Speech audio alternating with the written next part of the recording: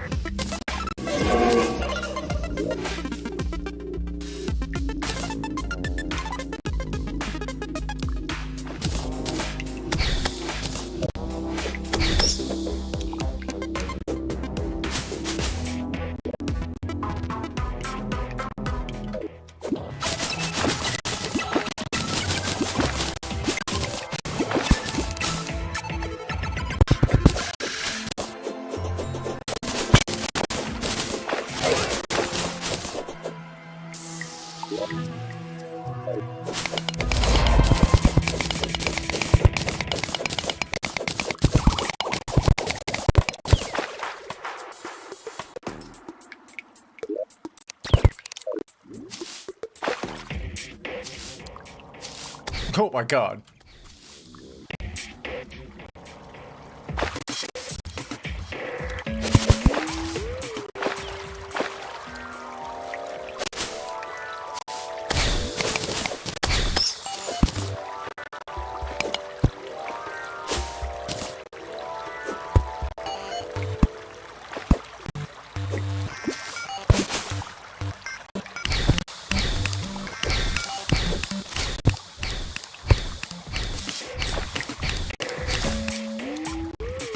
Oh, oh, here we go. Oh, oh, shit. Oh, hold on. Oh, hold on. Abigail. Thank you. Thank you, Abigail. Good looking out.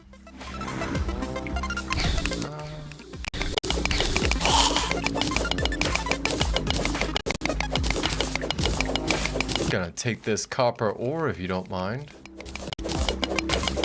Sorry, Abigail. Be just a moment.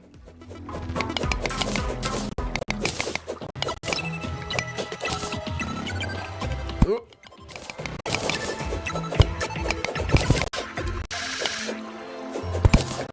Oh, shit.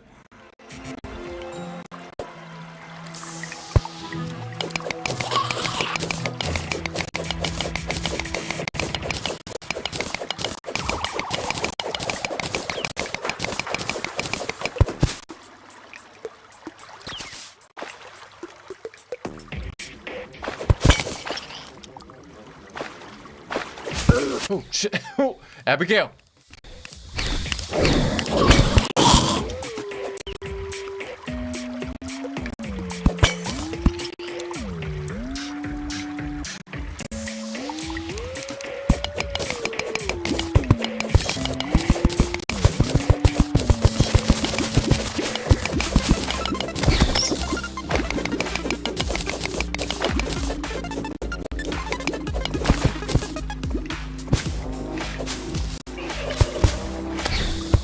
Oh, oh. Oh, that's a lot of fucking. Holy shit. Okay, hold on. Oh, we got a viewer. What's up, y'all? Hold on. I'm listening to a damn thing out of band. And it's confusing the shit out of me. I gotta swap audio devices. Oh, I also gotta check I got a roast in the oven. Pardon me for 1 second. Abigail, please kill anything that gets near me. Thank you.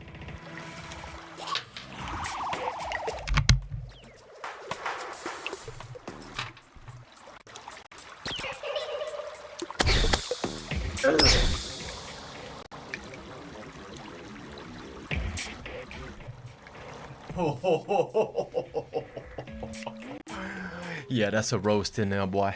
Let me tell you. Oh, God. Oh, it's gonna kill me. Shit. Good girl, Abigail. Thank you. God, that was a close one. I think it was a close one. I didn't really look. Some things in life are more important than video games. Like roasts. Pork roasts in the oven. Slow cooking at 260 degrees for the past 2.5, 3 hours. Good stuff, let me tell you. Okay, what am I doing? I don't even know what game I'm playing. Terraria? That's cool. Oh, where's the audio? There it is. Perfect.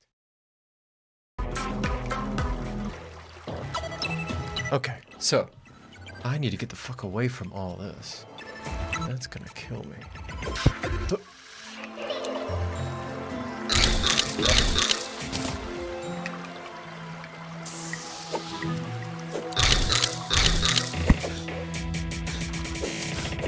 Oh, no, no, no, no.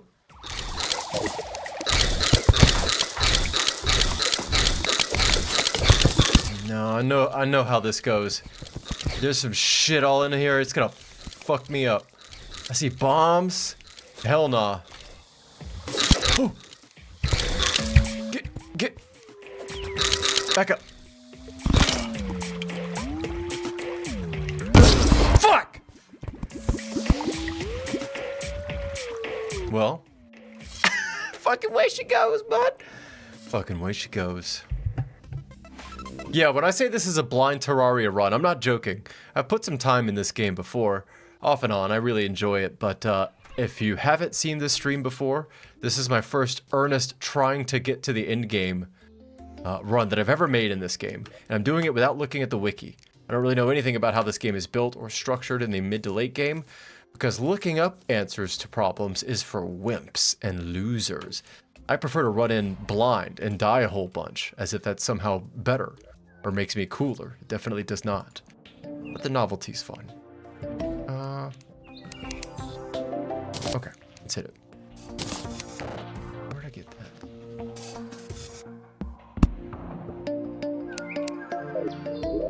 That's trap. Oh my god, that's garbage.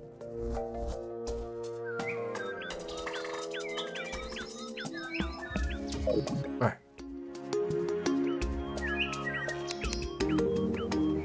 You know, I'm partial to this thing. I also don't know if... Like, it says 17 melee damage. I'm not sure if the plus 13% damage is applied before or after that 17 is calculated. I don't know. Huh. Well, I'll figure it out. Who cares? In the meantime, I can get rid of this. Don't need that zombie arm anymore. She's been good. She's been real good. She got me through a lot of trouble.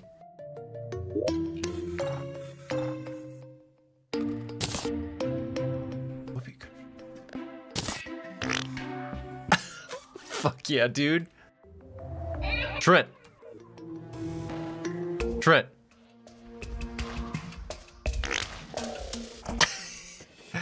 Old man. Fuck yeah. Okay, that's definitely a keeper.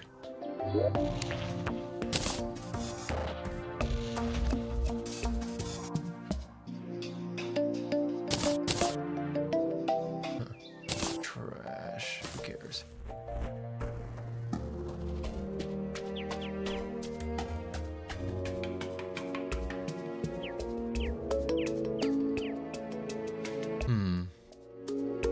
Yeah, that'll work. Alright. Let's go get that, the chest that I fell near. A rabbit? I don't think so, buddy.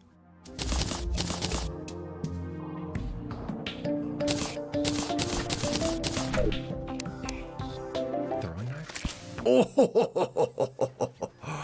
I like that. I like that. Look out!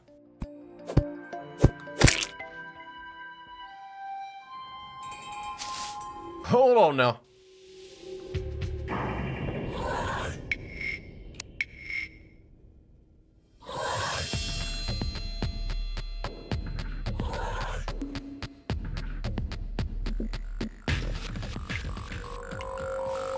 See anything, Abigail?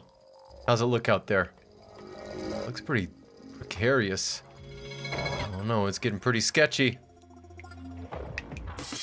Oh, for anyone that's watching here, I'll let you see the map so you know what I'm working with. It's a small map. I've made earnest progress. I've gotten through decent chunks of it. Still got a long ways to go. Still don't even know if this game actually has an end-game. Presumably it does, but I have no idea what it looks like, what it's shaped like, of what it is comprised. Maybe we'll find an answer. Wait, did that knife just fucking farts out halfway? Get him.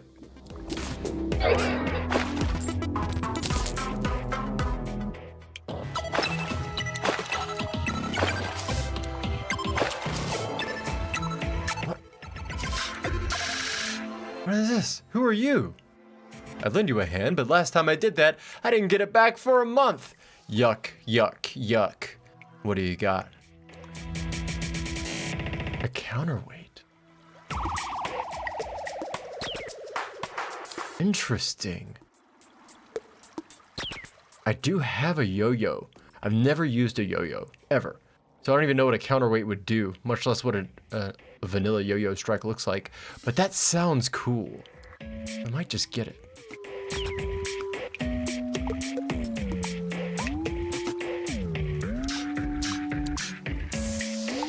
You know what? Pleasure doing business with you. Who knows, it might be a waste of money, but that's okay. It's a video game, all the money's fake. So it doesn't matter.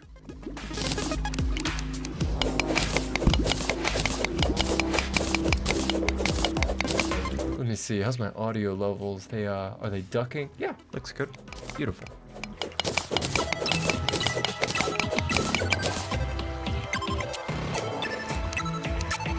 Where I died last? Yeah.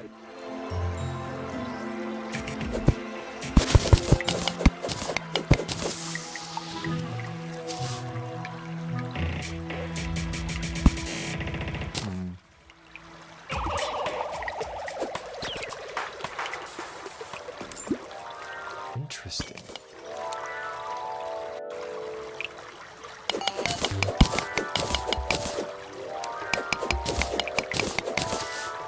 That's a nice little one right there. Oh, hold on now. Go and do a little drain action. Make our way back over here. Oh.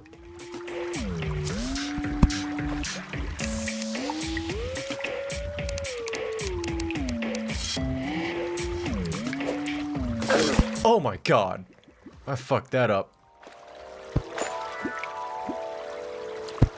Is that the big homie? I don't know where he went. Whoop.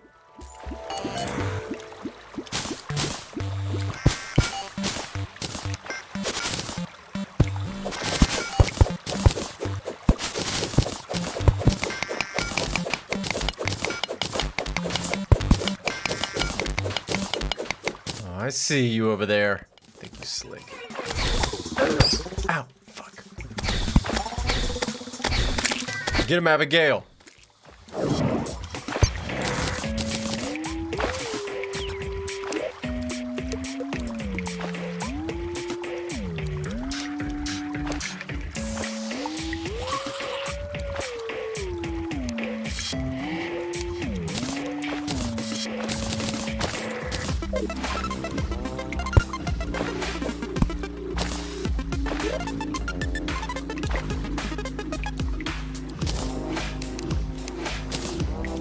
Crit strike chance.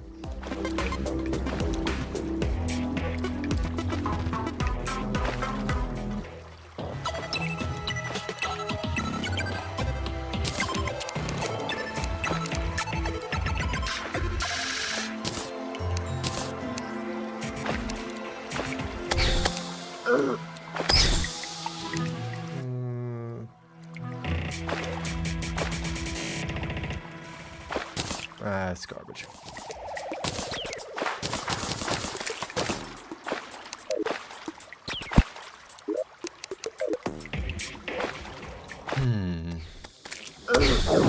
Careful, careful. Jesus. What's all this nonsense? Blow it up.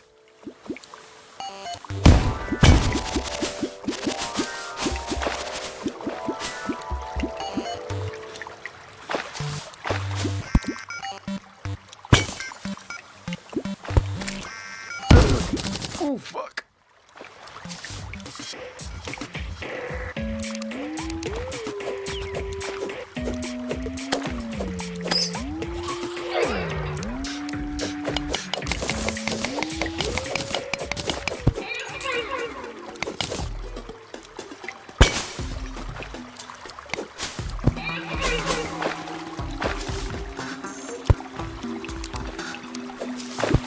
Oh, no, no, no, no, no.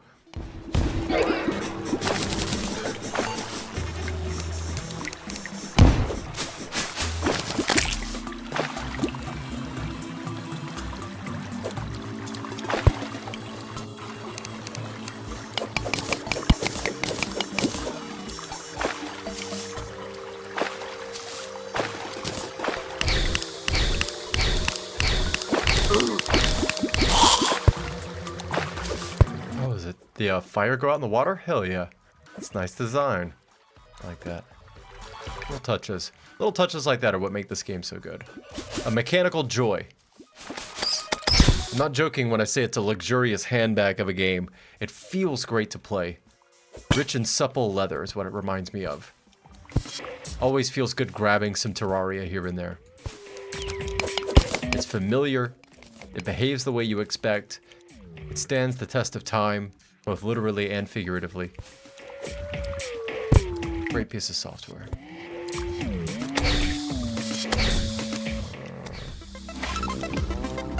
Oh my god. Smart cursor is also very good, but not perfect. Sometimes it gets a little goofy.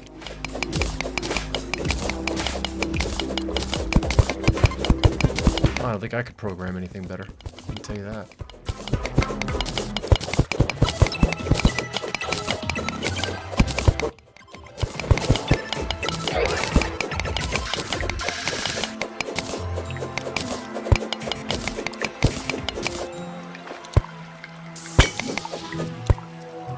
What is that? Is that Abigail? Silver. Who cares? Trash. Nobody likes silver.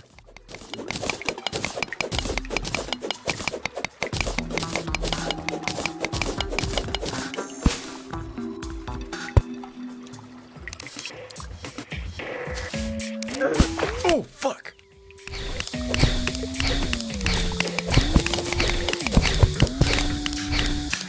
I got him, Abigail, don't worry.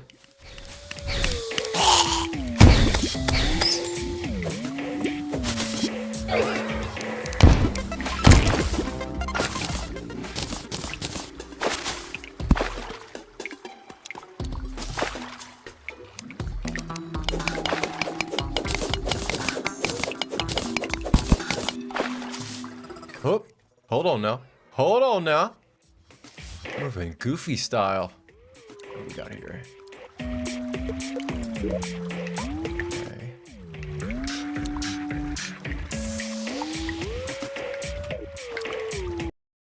Whoops. It's a little too quick off the draw with the Alt tab.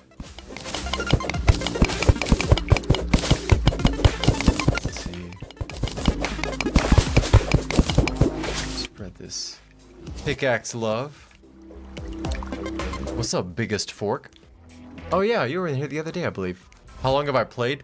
I'm not sure what exactly you mean. Like, how many hours total have I played? How many hours have I played this session? Some little more specificity, if you don't mind. I played this run like, I don't even know what, 20 minutes? Probably put 50 to 60 hours in the game my whole life. This particular save file, maybe 4 hours. Last we met, probably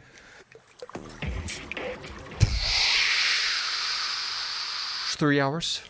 I would say about 3 hours. And I streamed it, but then I don't know what happened to the stream. I think I screwed it up or something. The audio wasn't good. So I burned it and just decided to make a fresh new one. Well, you know, fresh stream. It's a good game, dude. It's dude or ma'am. It's so good. It's like I try to be gentle with it. I try to, you know, give it a break every now and then and not burn myself out on it, but I feel the compulsion to come back to the adventure, to see where it takes me. Because I feel like, I mean, I guess that's just the design of the game, right? But I feel the juice of the mysteries getting closer and closer. Like, look, even the fairy says so. They beckon me.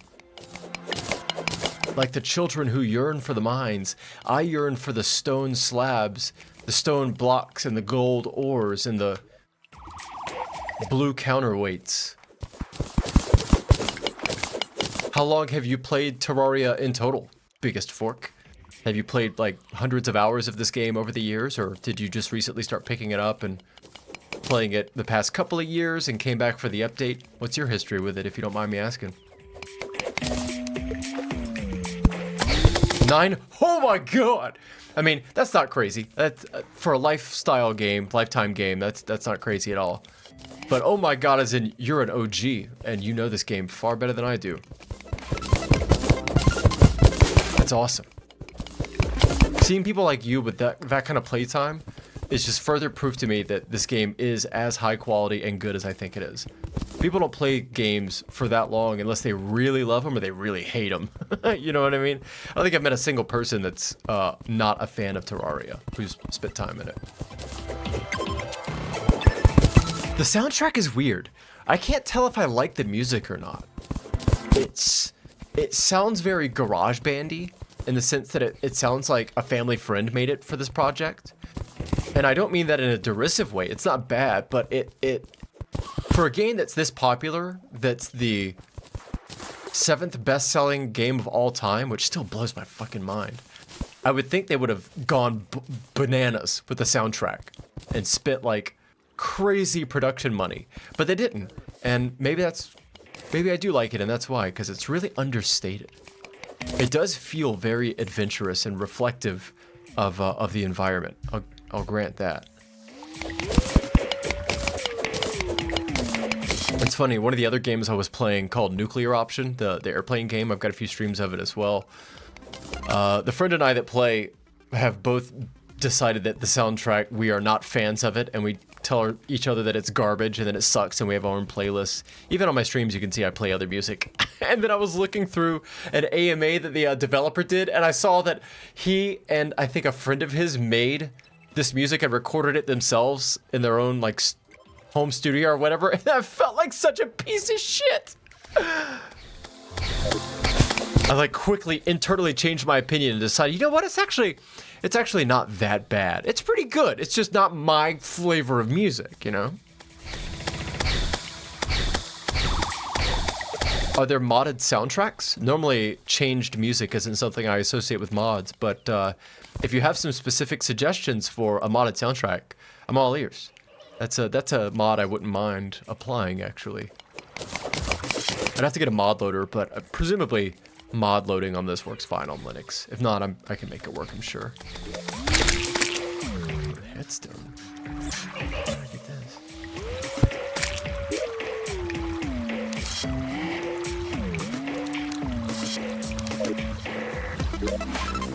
What? Yes. Terraria Otherworld? I will take note of that. Thank you, Zunshe. I'm not exactly sure how to pronounce that. Zunshe? Oh, nope, don't launch OBS again. Launch Obsidian.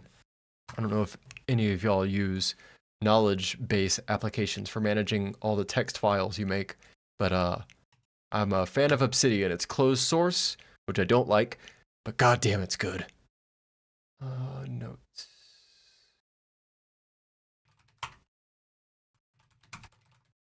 Terraria Otherworld. Perfect. Thank you. Obsidian slaps. I really don't like the fact that it's closed source, because I know the day is going to come where they're just going to gate you off from all the new stuff, or God forbid, even the old stuff.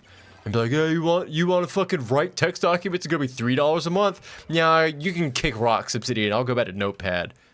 So I'm looking for a replacement markdown editor. I saw there was one called MarkText by a Chinese developer, but it seems like the project has not been updated in a while, and I don't know enough. I think it was C++ to continue updating it. So long as Obsidian is still around, I'll make good use of it. It is fucking goated, isn't it? It's probably like the best text application suite, as in creation, management, and connection application that I've ever used. So good. That's why I'm worried that they're going to start paying for it, because I know they know how good it is. Nobody makes a program like Obsidian and doesn't know how good it is. Somebody's going to push them into charging a bunch of money for it at some point. Give me the heart. Oh yeah. And then drop the bombs.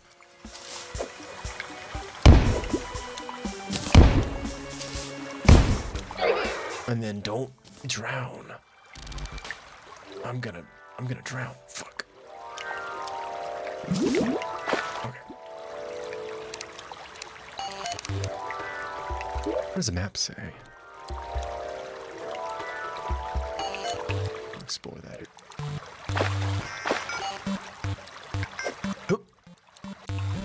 Look out. Oh no, it's a bomb! Don't fucking... Thought it was the mace.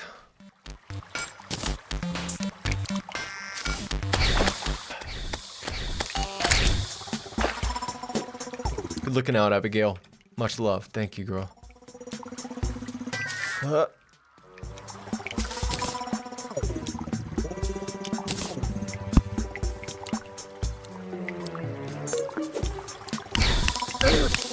fuck.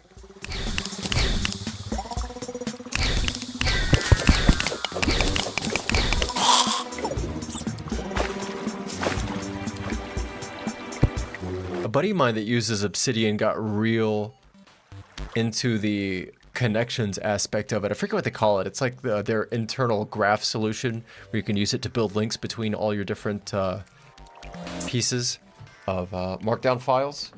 But it seemed like it was really hard to retrofit that into a pre-existing knowledge base. So I've got like 2 years of game notes and Linux, you know, one-liners and all this other stuff. And I thought I could just quickly hyperlink them together, but it seems like that's not an easy thing to do. And it kind of expects you to visual graph it from the beginning, which would necessitate a whole new knowledge base. So I don't think I need to tell you, if you're an Obsidian user, how much of a hassle that would be. So I haven't really used it.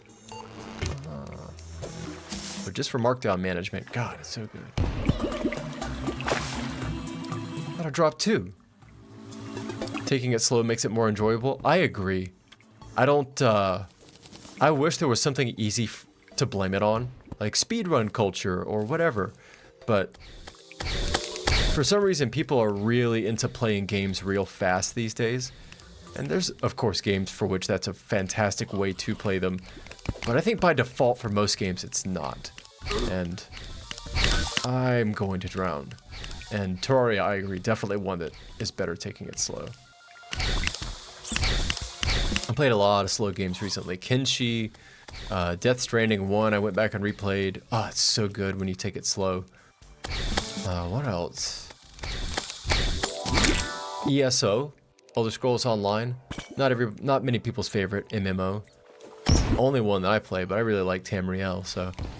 And people play that as fast as they possibly can. They look goofy how fast they play it. But I just kind of casually stride through it.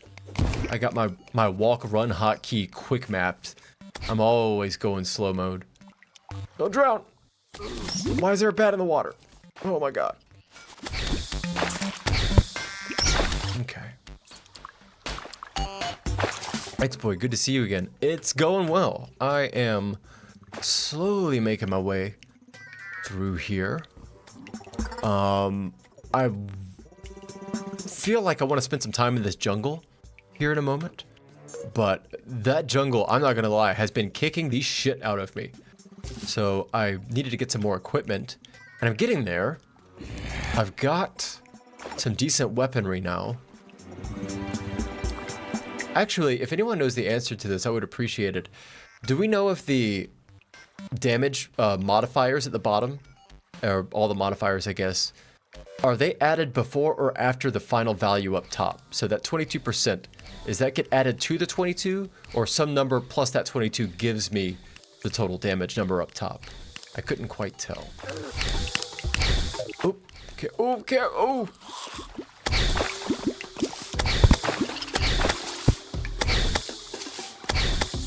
Am I almost maxed out? That does look like pretty maxed out, doesn't it?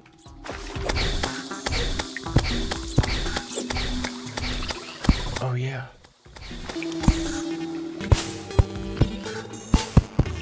Oh, fuck yeah.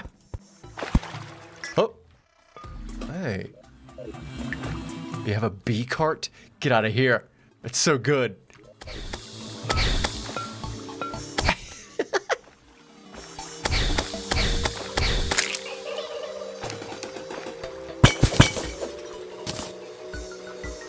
With the percent likely already added on? Okay, word. Appreciate that.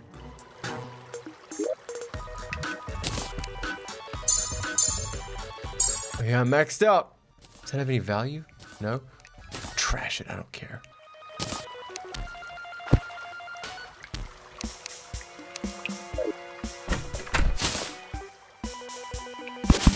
Do I remember this correctly? You can tape the chandelier, then put it back and it relights it? Yes! I do remember some of my Terraria tips from back last time I played.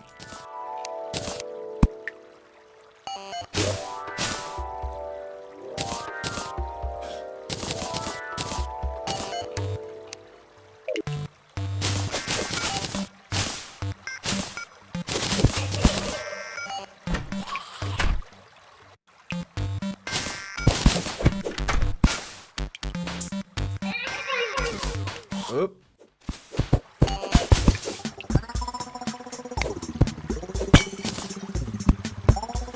Okay.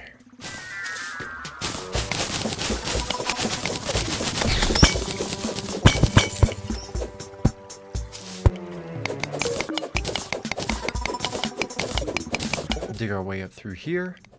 Connect some of these little paths. Easier to do it right there, huh? Let's see where this goes. Have you fought any bosses? I got a thing to summon, I think it was the Eye of Cthulhu maybe, and I didn't know that he only fights at night. And so I summoned him literally 3 seconds before daytime, and he flew away. And after that, I have not seen any other bosses that I remember. I know there's one boss for certain in the jungle areas, because the last time I played, I remember like a queen bee or a hornet or something. So I know she exists, but I haven't seen her on the save file. I'm looking for, oh god! I'm looking forward to finding her. I know she's out there. And I think I can take her this time, because I wasn't nearly this kitted up when I met her originally.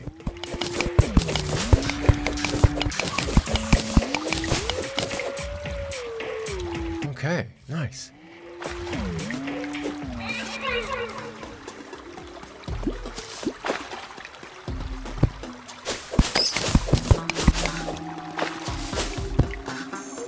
Look at this, that's some progress. Okay. You know, I'm gonna dump some materials in here. This would be a nice little forward operating base. For some nuclear option military terminology for you. Get the valuables.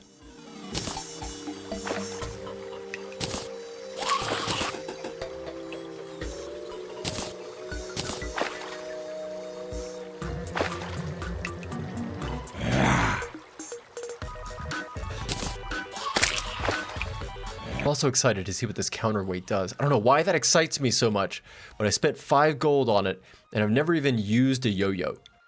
So not only do I not know what the yo-yo does, I also have no idea how a counterweight will improve it. Whoops, I fucked that up. But I'm excited to see. Fuck that up.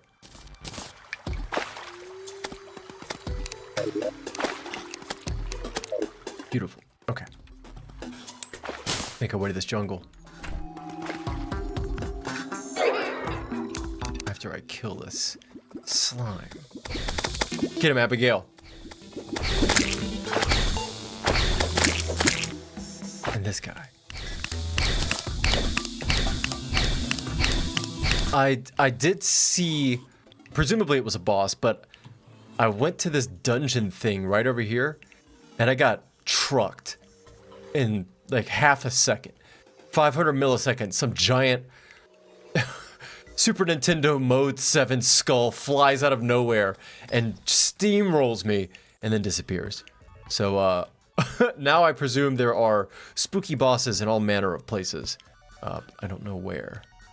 Got my eyes out. Right? Yeah. Come on. No. There you go. Wait, did it?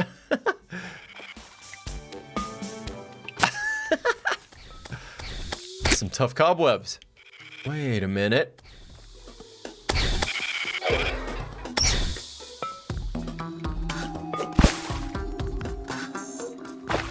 What? Oh, that looks bad.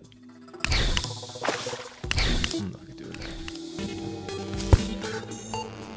Ooh. Oh. I think I found the mother lode. I don't know if anyone else knew this. I assume many people knew this and just I didn't. I did not realize that mother lode is a mining term referring to a big vein of mineral ore, like gold or silver or whatever, that you find when you're mining. And when it's the big one from which all the other ones were seeded or crystallized outwards, you've said to have found the mother lode.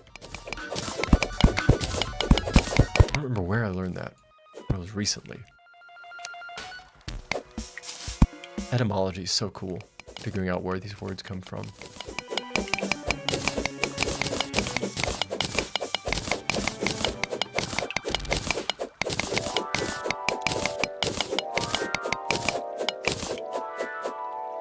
In hard mode, I think you can use that counterweight to craft a yo-yo. What is a yo-yo bag, if I may ask? Surely it's more than just a bag of yo-yos, right? Is it like a Medusa yo-yo that just sprays yo-yos everywhere? Or is it more like a rare collection of yo-yos from which you can select many exquisite yo-yo options? I don't know if that heart is going to do me any good, but I'm going to take it anyway. Just seems like you shouldn't leave it, you know?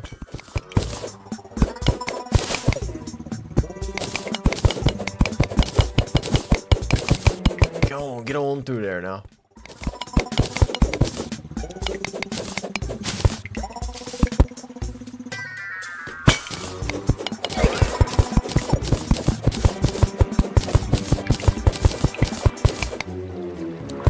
Mining always feels good in this. Props to them. I don't know if it's the sound design or the predictable, repetitive nature of it, but the way that opening stuff with a pickaxe is structured always feels good. Did I get blinded? Sure did.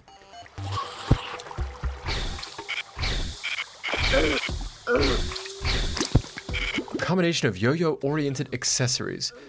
And one of its features is it does let you use multiple yo-yos. Well, that's fucking cool. Appreciate that. What is that? Jellyfish? And the items, my god, it's just a gratuitous amount of interesting items. It's so good.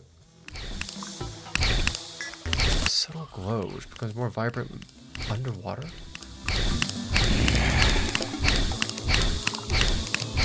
I also need to get good at switching between my loadouts on the fly. I bet that's some high-tech shit for the upper echelon of players. You hotkey your swaps and you just jump through them when you're in the air or the water or whatever. That's some pro gamer stuff. I'm not quite there yet.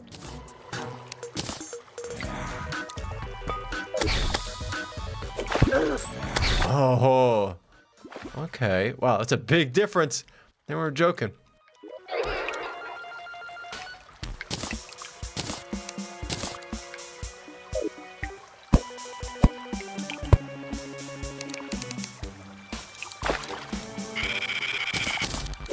Oh god.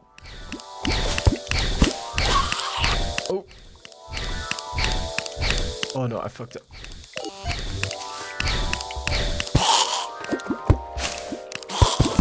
Air.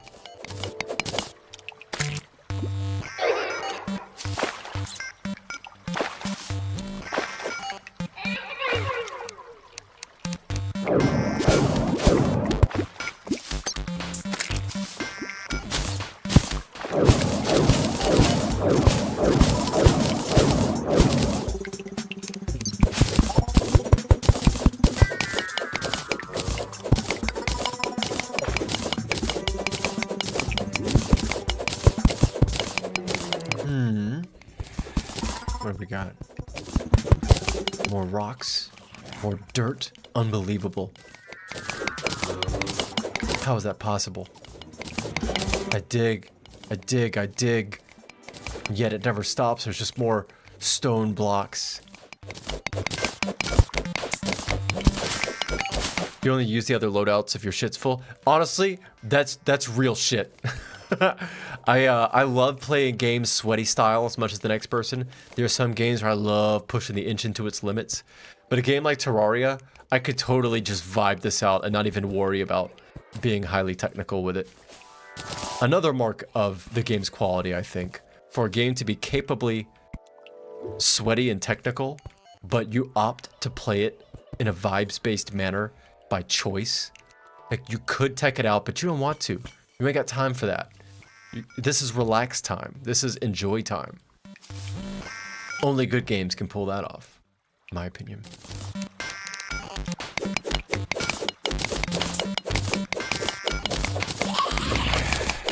I saw that there was an NPC that was asking me to find a specific fish. Presumably it's like a quest or a side quest or something. Is this like Stardew Valley or other games like that, in that fishing and mining and building into these specific tiers, is that disproportionately beneficial? Like, would it be worth it? Maybe not for me on this run, but in general, is it worth spending a lot of time doing fishing stuff, or is that just for people that kind of enjoy that little activity? I can't ever tell when games like this if they hide really useful items behind those little subsystems. Interesting. Okay. Good to know. That's a slick move, and Terraria is a slick game. So it does not surprise me. This game feels like it's probably full of secrets.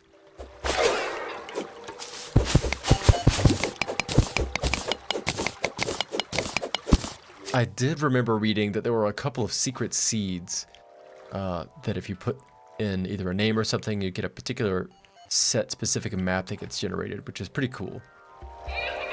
Secret seeds are an awesome way to... Oh, I've already been here. Hide stuff in a game like this.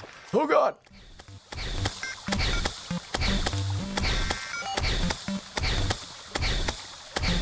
Fishing can be useful as a tool, as an alternate way to get loot compared to mining, but it's definitely not required. Okay, cool. You get a wing and then craft a cell phone? Like, what if that was the whole game? You gotta craft a cell phone to call 911 to get a helicopter to come rescue you because you fell down a cave.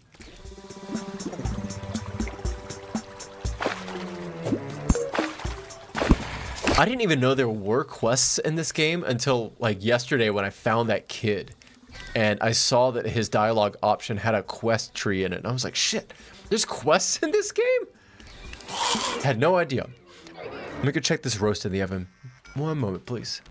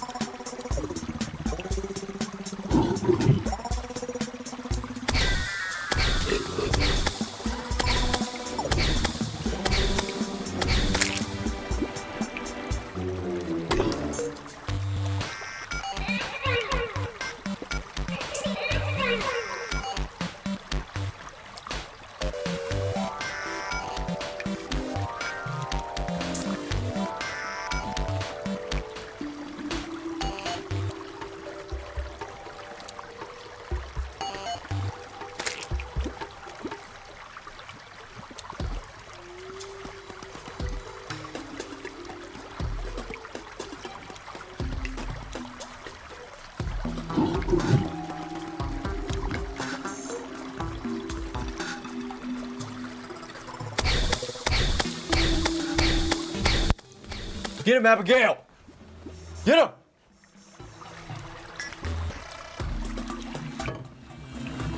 Thank you, girl.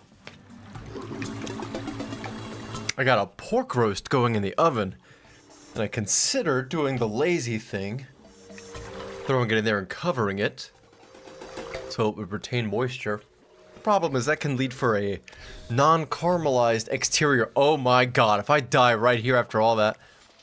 But that leads to a potentially non-caramelized exterior as the moisture gets trapped in and has nowhere to go. So I instead opted for leaving it uncovered, slow at about 260, 275 for a number of hours. And that necessitates constant rebasting. So I'm definitely going to be jumping back and forth to rebaste this meat I have. But meat is unfortunately far more important than Terraria. Terraria is good, but it's not, I mean... Is Terraria pork roast good? It might be. This might be a pork roast level game, frankly. I take that back. Okay, let's go in here.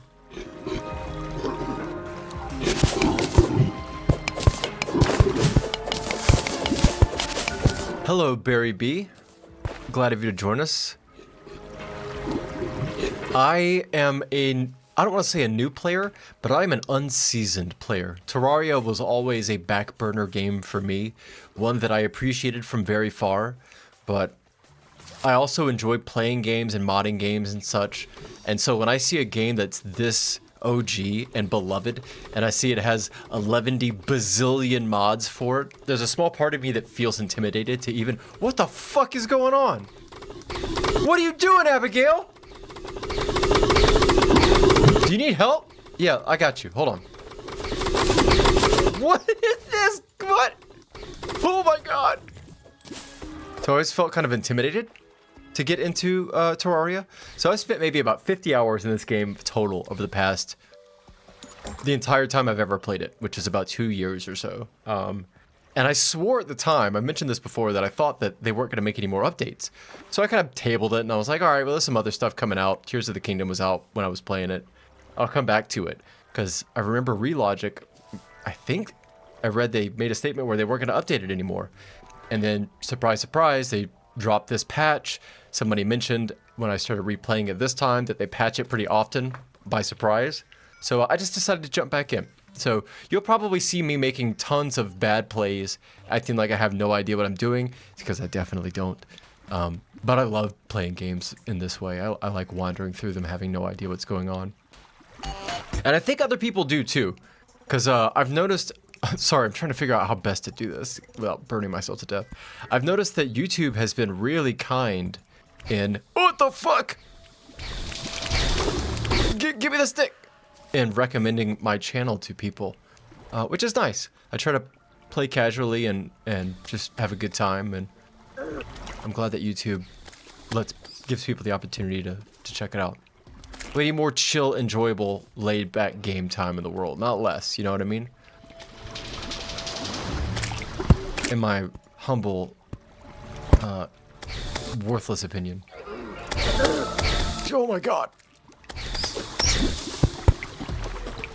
I need to make another YouTube video proper, because I feel most usefully and satisfyingly expressive when I write my thoughts out and slowly build them and structure them into a long form piece. But the truth is, the games that I've been playing lately, I don't feel I have enough insight or experience with them to write long form stuff on. So I'm gonna have to keep trying new stuff until I feel like I have a place to talk about something. Like, well, what would I say about Terraria? Have y'all heard of this game, Terraria? It's really good. You can craft this thing, and you can craft this other thing, and someone said it has mods. I'm not gonna have anything. I don't have anything interesting to say about this game. I'm just soaking it in.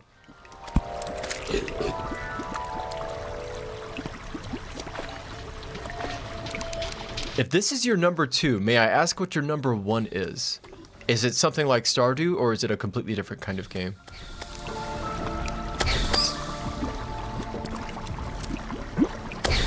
YouTube's been recommending random stuff for you. I've noticed that. I'm usually pretty sharp with my recommendations button my don't like, because if I see trash, I just burn it and unsubscribe and get it off my shit pretty quick. And I've noticed the same thing. I'll see tons of stuff popping up with 10, 20, 50 views, which I'll check out and give new channels a chance. And there's some good stuff out there. It sounds real bad over here. I hear like grunting and shit. Okay, I've never actually explored with wood like this. I've never explored wood.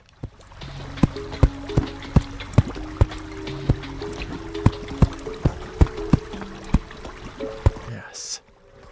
Kerbal Space Program. Boy, howdy.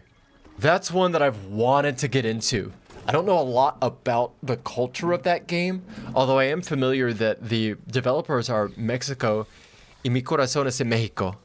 I love Mexican developments in tech. I don't see a lot of Mexican tech. Unless I'm mistaken, I'm pretty sure it's from Mexico. And then something happened with the second version they were releasing, and it just got canceled or shit-canned or fell apart or something. So like Kerbal Space 1, Program 1 is the perfect flash-in-the-pan game, and my assumption was that it was beautiful and might never happen again the way that one did. So like, I need to play it, and I know that it's going to be awesome, and I kind of almost want to savor it for the right moment, you know? I feel like it deserves my respect.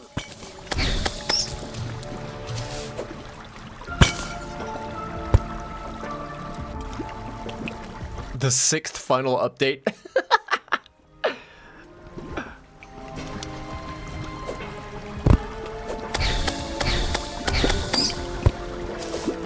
Yeah, it's interesting. I try not to think too much about market dynamics. I mean, I like capital markets and stuff, which is, you know, really not the purpose of my channel. But I find the way that supply and demand affect things like what people enjoy to be really interesting.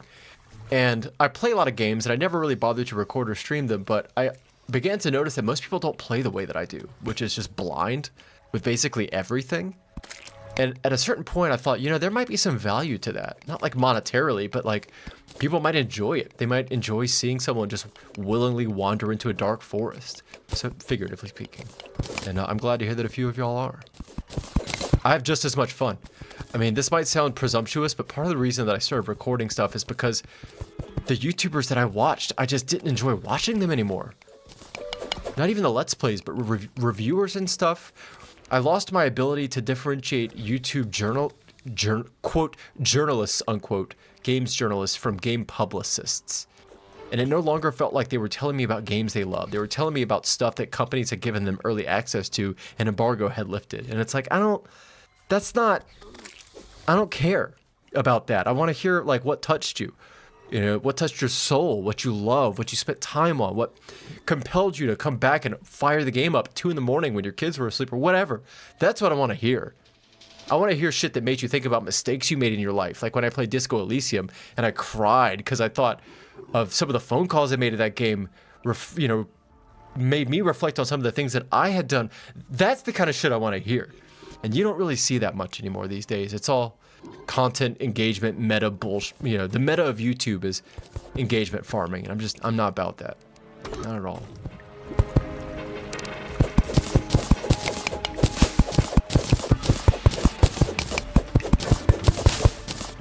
Spiritual successor, Kitten Space Agency? Strong name. That's super strong. Both Kitten Space Agency is great, but also KSB, Power Move. Let me open my Obsidian document. I've noticed I have a very wonderful group of people that watch me play games, and they have very useful information. So I have a stream notes markdown file where I keep everyone's wonderful suggestions. Terraria Otherworld OST mod, and then Kitten Space Program. Thank you for the suggestion. Well, the recommendation, or thank you for saying Kitten Space Program. Okay.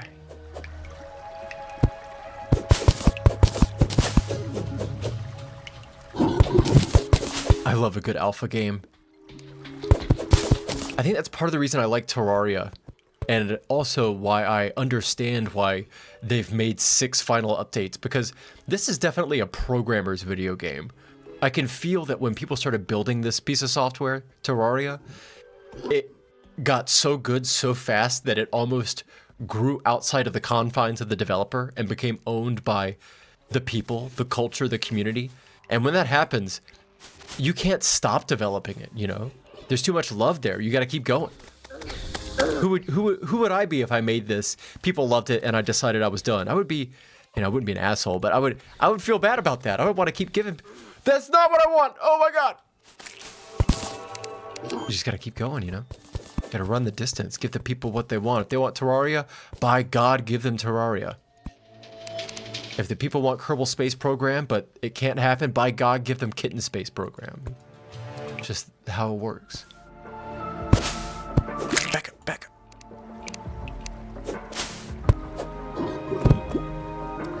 What's that in there glowing?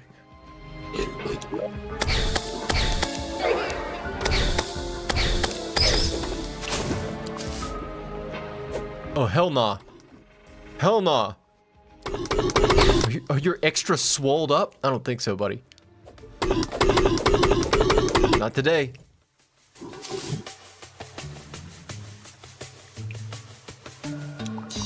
Half-Life Alyx. Really? That's one that I've still got on the back burner. I don't have a VR set, and I think we all understand that when we talk VR, the first response to it is, oh, it's a little much, and could it possibly be good if it's building on an existing series like Half-Life? But I've heard people that I trust make the claim that Half-Life Alyx is basically the spiritual Half-Life 3, and that it is that good. And the person that told me that, I trust their word. So it's on my to-do list. Jungle Spores. Steam's labor of love? Well, sounds like I was on the money then. I didn't even know Steam had... Does Steam have a... I mean, obviously they have awards. You just said they did, but I don't know how I missed that. I know they do Next Fest and stuff. I don't know how I missed their awards. I think the last Steam sale I saw was like Steam's titty game sale. It was like Steam's week of big titty goth girl games. So that was pretty cool, but hadn't really found a very compelling big titty game yet that I'm a fan of. Probably one out there, just haven't crossed paths with it yet. They do their own awards? Man, I'm out of the loop, bro. I tend to not buy most of my games on Steam, not because I have a problem with Steam. Look at these effects. Relogic with the smooth subtle 3D. Not that I don't like Steam. I think they do incredible work, but I'm a little apprehensive that they have a de facto market monopoly on the PC games market. So I tend to not buy them if I don't have to, and I go through GOG. But damn, I need to keep better eye on that then. This is everyone's daily reminder. If any of you don't use Linux and you use Microsoft Windows or Mac OS, consider switching to a Linux or distribution or a Debian derivative in particular. Arch if you can stomach it, Debian if not. You'll regain your computer being not an appliance but a tool, one that works for you, not against you. This ends today's Linux public service announcement. Thank you. Come on. Oh God. I'm doing this wrong. Let me. There we go. Right tool for the job. Right tool will be visibility.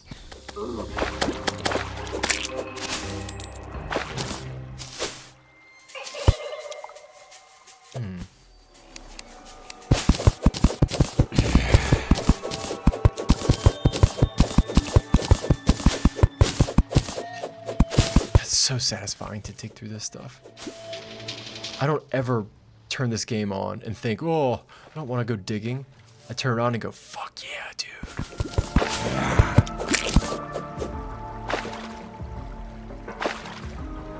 Proton is fucking bananas. Thank God for Proton. All right, so you're an OG. You know what's up. Yeah, I've been running Linux since, oh God, I don't want to date myself here, but let's just say I used to get Ubuntu 5.04 DVDs and CDs in the mail. Let's put it that way. And back then, you could run games through Wine, but the 3D translation layers were trash, and I basically had to give up PC gaming from mid-2000s to late 2010s because I wasn't going back to Windows. I just didn't like it, and the translation layers weren't there yet. Wine was good, but it wasn't Proton good. And Valve has done God's work with Proton. It's tough because I'm still not a fan of the fact that they charge 30% and all they really offer developers for that 30% revenue fee is an easily integratable multiplayer API and some really easily breakable surface level DRM. I don't think that's worth 30%. But like, what do they do with that blood money they get from the developers? They give me Proton. So like, they integrate a mechanical means by which to shut me up as a consumer that uses Linux. Like, I can't complain too much. So good on them, I guess. There's worse ways to run a company. I'll grant them that.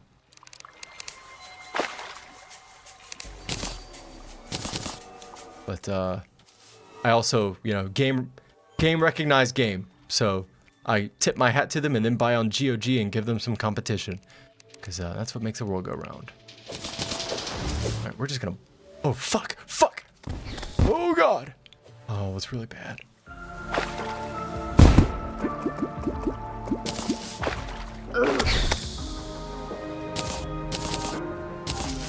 Oh, you gotta be kidding me! I almost had it! Okay, no, we're good.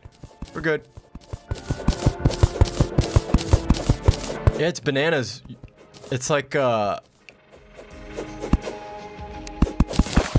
most of my buddies that run desktop PCs run Windows, and one of them was Linux curious, but really didn't feel like he had time to learn a new operating system with all the idiosyncrasies that comes with it. I learned Linux back in the days before language models and AI was a thing, so, you know, Stack Exchange, hammering commands on Bash until something worked. You know the drill. And nowadays, learning Linux is apparently way easier because Gemini or Claude or whatever can just basically steal all the data from Stack Exchange and answer, oh my God, any question you have. And it's been really good. I really hate the fact that I've been using it for... I don't really use language models for programming because I still like putting my hands on the code myself. But when it comes to remembering single one-liners in Bash or whatever, language models are so good. But they're going to completely destroy the world, so that sucks. Can't have it all, I guess. Yeah, I think ARM is going to push x86 out of the market in the next 5 or 10 years. Maybe. Maybe not. I mean, I guess it would really depend on what AMD does, right? Because Intel's been asleep at the wheel for a couple of years now, and they've had no competitive options.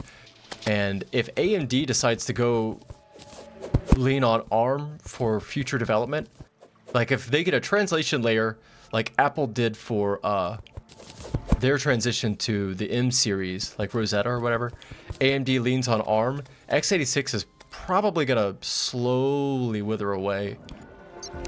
I'll be curious to see what Intel does in the next few years. I don't know how I'm supposed to... These guys are gonna fuck me up. Here we go. We'll do this. Oh! Bitch! Come on, I dare you. I dare you. Come on. Oh, slick! Slick! Back up. We've been saying the year of the Linux desktop since Linux was invented, but I swear to you, while I don't think that day will ever fully come, we are closer now than we ever have been before. The amount of, quote, normies, unquote, I have asking me how to use this stuff is unbelievable. Am I out of torches? I sure as shit am. That's not good. I mean, honestly, Microsoft fucked them. Well, Microsoft didn't fuck themselves. Microsoft don't care. They don't give a shit about Windows anymore. To them, Windows is just a means by which they can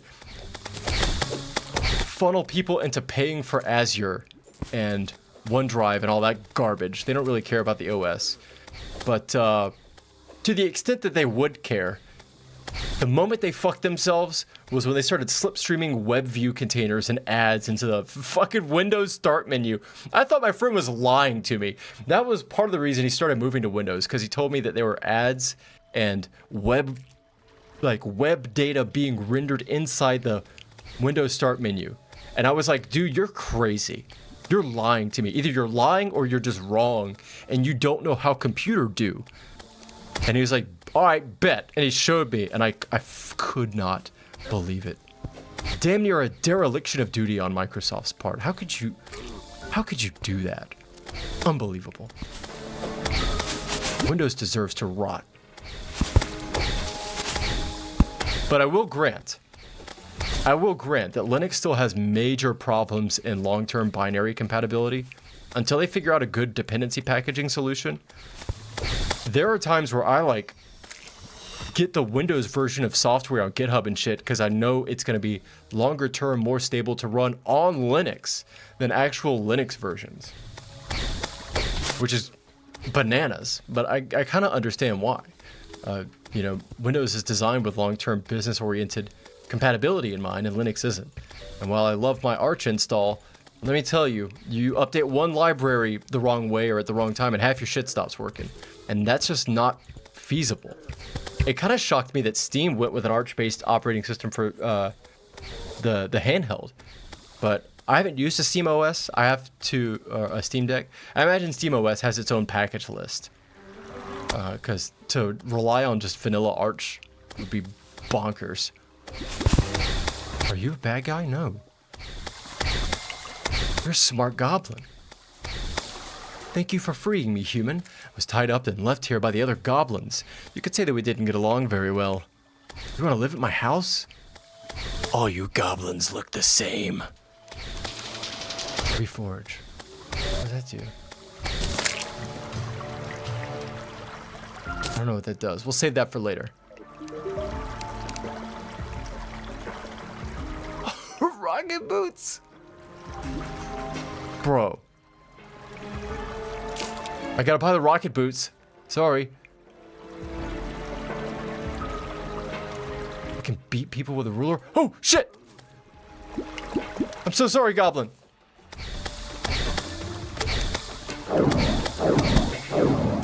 Yeah, go get him, Abigail. You alright? That was my bad, dude.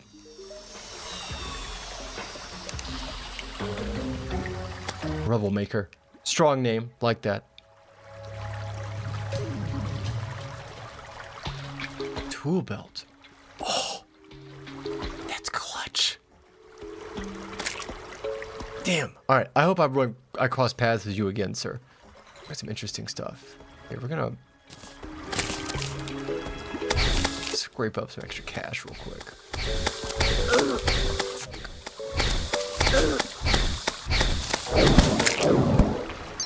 I'm trying to read the chat messages, but I keep getting stabbed by shit. Okay.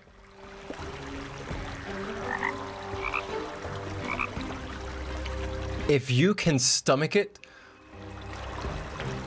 definitely give Linux a shot. If not installing it or dual booting it, get yourself a thumb drive, throw it in one of your USB ports, and just boot into it when you've got a little bit of time, like you're just doing web browsing or whatever, just to get a feel for it. Because it definitely does feel that way, that it can be real difficult. And I won't lie to you, there's still a bunch of idiosyncrasies you're going to have to deal with. But it really does seem, doesn't it? It seems like Windows is only going to get worse, and it's going to get worse faster. And if you love desktop PCs and use them as tools, the sooner you switch, probably the better. Because I don't think Microsoft is going to turn tack and improve Windows. It's just unbelievable. Sometimes I'm in disbelief at how much they've let it rot. I saw a fucking thing on Hacker News the other day where there was a Windows update that was that breaks the system, and that sucks. And not only did that never happen when I used Windows 7 or 10 off and on for work here and there, but I shit you not, the Microsoft provided solution to fix this Patch Tuesday fuck up was that if the system refuses to shut down with a terminal command with a couple of parameters. Like just go to a PowerShell and stick in this shutdown command /T/O or whatever. The system will shut down. Now, if me as Microsoft gets to the point where I am telling Windows end users to fix my broken patches by going into a terminal, I've lost the plot. I have completely undermined Windows' entire value proposition, right? And I don't think they're too stupid to know that. And if they're not, then that would tell me they know they've lost the plot and it's only going to get worse from here. I hope I'm wrong, but time will tell. It sucks, doesn't it, dude? I it's tough because I even recognize the point now, dude or ma'am. I use dude in a neutral way. Apologies either way. But I recognize the faults with AI as deep as they are, and there's a lot. And it rapidly got to the point where you can't even admit working with or using it now in public because people will shun you. Understandably, people are fucking pissed, and it's changing a lot of stuff really fast.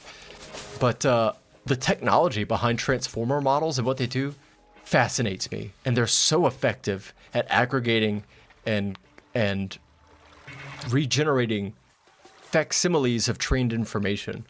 And there's places in which it's great. Like right now, my microphone is using I think a transformer model based noise reduction solution that's you can get through the Linux package manager. It's really good. It's amazing. Fantastic use of the technology, right? Do I want that shit in Windows as Copilot to like move around all my documents every time I open a folder? Fuck no. Absolutely not. But I assume what's happening, and I'm sure most of you would probably agree with me, is that what they're doing is changing that stuff so they can look at investor reports and be like, we got, 3% more Copilot users this quarter. And they do it by cramming the shit in Paint and Notepad and stuff. And if that's the case, that means they give more of a shit about KPIs than the user experience, which, as we said, is just not a good sign.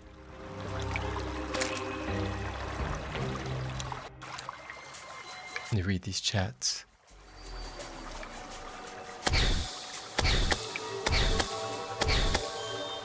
The fucking RAM prices hurt. They hurt real bad. I see one of two ways that's going to happen. Either we're going to get a bunch of factories spun up and overcapacity is going to be built. But given the way the world financial markets are moving right now, I don't think that's going to happen. I think money's going to be pretty tight. And the other thing is going to happen. We're not going to have a lot of cheap RAM for a while. I hope that means a new class of developer will emerge that will realize not every goddamn application needs to have its own copy of fucking headless Chrome. Discord doesn't need to be 1.5 gigs in memory sitting there waiting for a text message to come through. I hope that shit comes to an end. But that coming to an end is predicated on a class of developer that knows how to do anything other than program in JavaScript. I don't see that happening either. I feel like personal computing is going to get real bad here for a little while, but fuck, I hope I'm wrong.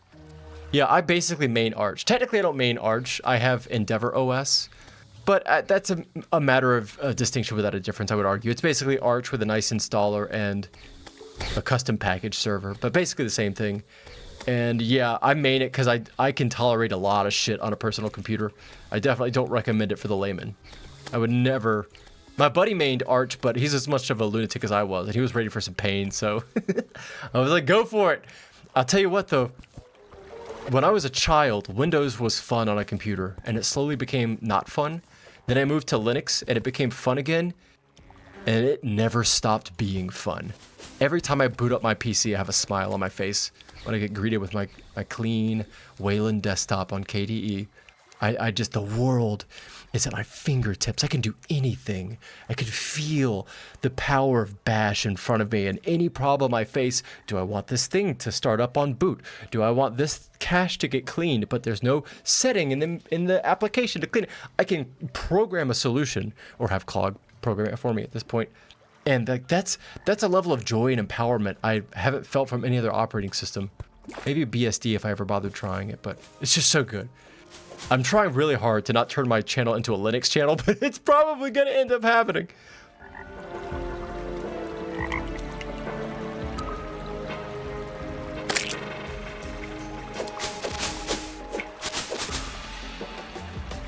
Yeah, it's crazy. Like, I love the transformer model architecture and what you can do with it.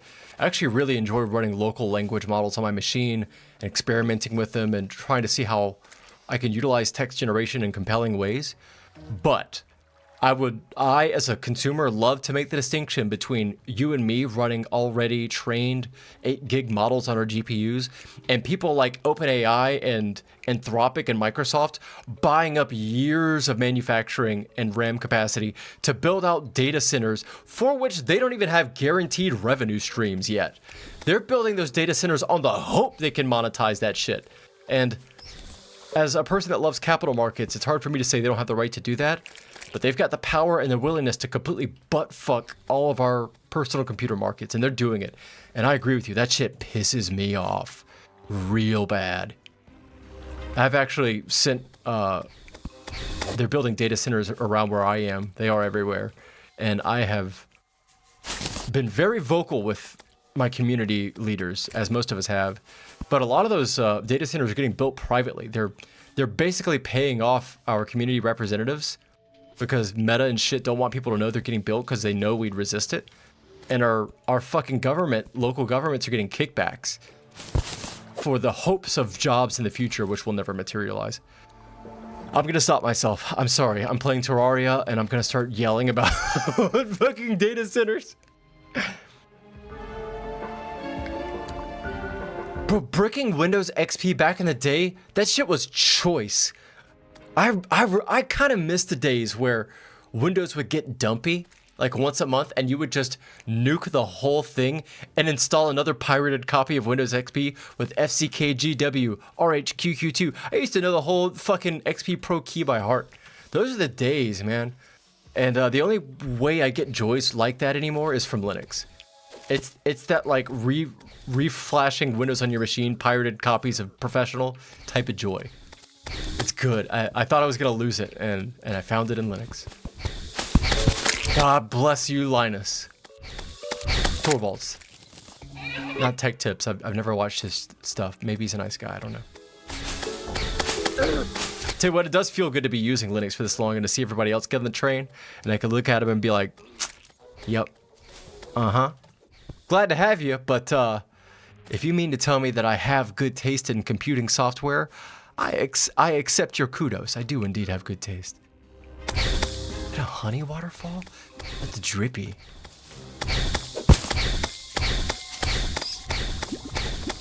What happens if honey goes into lava? Whoops. Damn, that's a... Did it muffle the explosion? See, developer's game. Oh god, don't kill me, don't kill me! Look at that. Like, the fact that they have just slightly different physics, so good. I can feel the love they have in the development of this game. One moment, I'm gonna go check this pot roast, or pork roast, excuse me.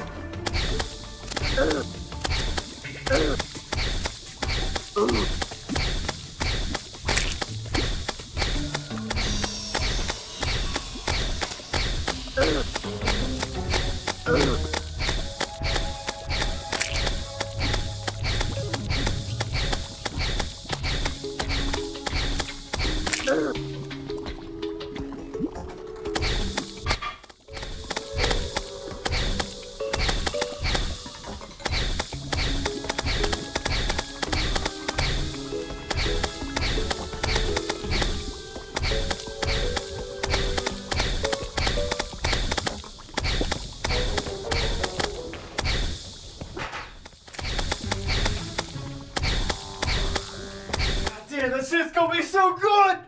Woo!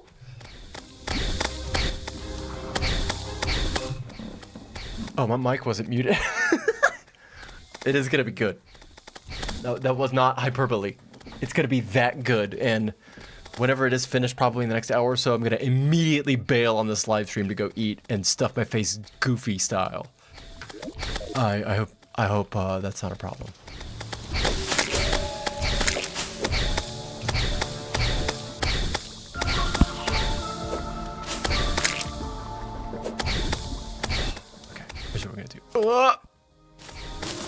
Slick. Wait a minute. This is Hive. I think that means the boss is nearby. Maybe. When was the last time I ran into her?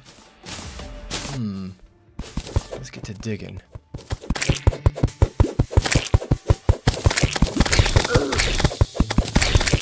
It kind of shocks me how many of my fellow Americans don't actually know how to cook. And not like I can't make delectable restaurant quality dishes. I mean, genuinely don't understand the basic physics concepts behind raising the temperature of solids and liquids to generate a consumable meal. Like the physics and chemistry of it, they don't understand. There's something about that deeply, deeply terrifies me. Because I recognize, like, when we talk about data centers being built and then language models fucking up all our markets and shit, there's a small, subtle, unspoken consequence of that, I think, that with these models becoming more and more common as companies shave headcount and completely fuck up their company by replacing people with these... Oh god! Holy shit! There she is! Okay, hold on, sorry. Oh fuck! I made a mistake. Oh! Oh fuck! Oh no! Oh! Oh! Wait, where's... Oh! Oh! Oh! Fuck! Here's what we're gonna do. Slick, slick, slick. Give me the... Slick! Okay, oh.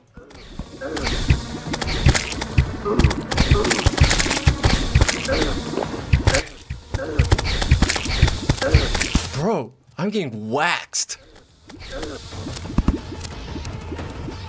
No, I'm in it. I'm here. Come on. I'm here. What you got? Oh! Huh.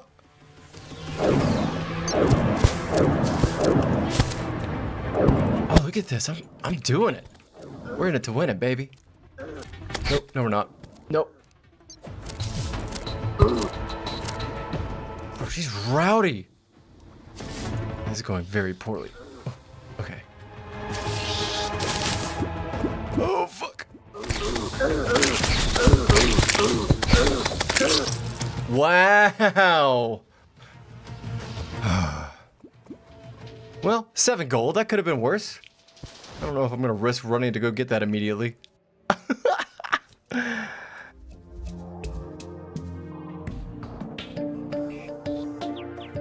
But yeah, there's an unspoken... I hope people understand this, but there's an undercurrent of the fact that when these job markets and business markets change and people find themselves out of work, it's not just that you save money by cooking at home, but it's that, like, if one lives in a culture in which you rely on the market of labor to solve basic human existence problems, like, I don't know how to cook because there are people whose job it is to cook food and I can afford to pay them such that I can eat and never have to cook for myself, right? You can only do that to the extent that the job market and the labor market and capital markets support that. And the moment that people's business models change or your country goes to war, God forbid, or whatever, and things change, you might find yourself literally unable to feed yourself. And that is so profoundly disturbing to me that I have a hard time expressing that disturbance at times. I find that societies in which you're West EU, I find societies in which at even a minimal level, individuals still have a sense of hearth and home to the extent that it involves cooking and serving meals with friends and family. You're better at being human beings. You have a better grip on the human condition, both from a mechanical standpoint and a social standpoint, in my opinion, in ways that us Americans don't. And if you would grant me a small moment of divergence, I want to bring up the fact that maybe last year, our preeminent American newspaper, the New York Times, wrote it wasn't an opinion piece, but it was an editorial. Basically, we're going to go snatch a college grad up and give them a spot to write whatever the fuck they want in the New York Times. And I don't know why the New York Times does this. I'm being somewhat facetious. Anyone can really write in it if it meets the needs of the editorial board. But they'll let people come in, and oftentimes it's college grads. And there was a woman that came in. I will never forget this. She penned a piece that was about like one newspaper page in length, just like a general like 12, 15 paragraph piece on the context of her moving to New York City and moving into her apartment. And when she first moved in, she was tired and she didn't have anything to cook, and she didn't know how to cook, and she had an egg cooker. And she wrote about how this egg cooker got her through the moving process because she didn't know how to cook. And she wasn't established enough in a new city to know, I guess, where to eat or whatever. So going out yet wasn't an option. She was busy. I don't know. And she parlayed this topic of not knowing how to cook into a piece on gender equality and pro-feminism, in that she felt in the family situation in which she grew up, it was incumbent on the wife in the family to cook. And she rejected this notion and felt that she wanted to use her life as a representation of changing the norms as they existed within her particular culture and family, which I absolutely respect, right? When I step back from that and I look at the newspaper article that I'm reading, what I'm reading is the preeminent American newspaper holding in high regard a woman who is not only unable to feed herself, but is proud of that fact. And our culture, our news culture, is relaying to everyone that it's some kind of personal victory if you're able to become ignorant about how to take care of your Maslow's hierarchy of needs. It has nothing to do with the fact that she was a woman or not. It has nothing to do with anything, in my opinion, the way that I perceived it, beyond the fact that this person didn't know how to feed themselves. Like, proudly wrote in the article she didn't know how to boil water, if I remember correctly, and that was supposed to be a good thing. That was about 1.5 years ago I read that, and God, I don't think I'll ever forget it. That was one of the moments where I realized, oh, Americans we've really lost our way. The kinds of qualities that we used to take to heart, that defined us as a people, entrepreneurialism, resilience, creativity in the face of adversity, flexibility, all these things, I don't think we have those characteristics per capita anymore. I don't know. I recognize that was very off topic, but the whole cooking thing, I think about that every time I talk about me cooking. You know, I'm a man and I cook. That shit never crossed my mind. Anyone not being able to feed themselves with basic grains and meats and vegetables or what have you, just unfathomable.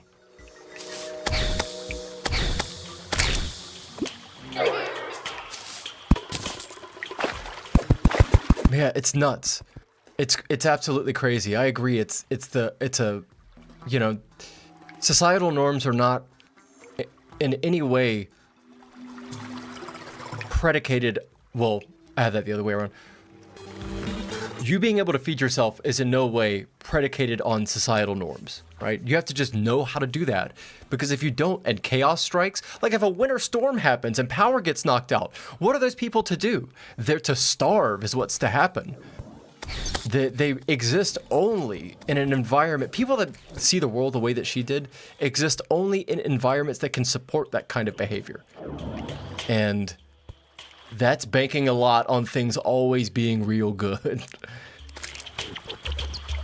Fascinates me. Absolutely fascinates me. Let's see, where are we?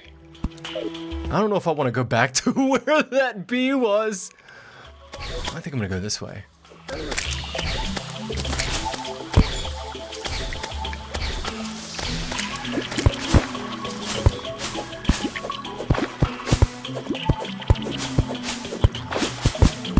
Funny enough, in my family, the men always cook.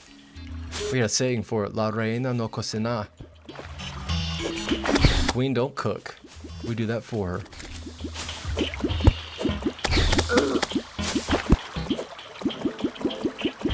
Come on, come on.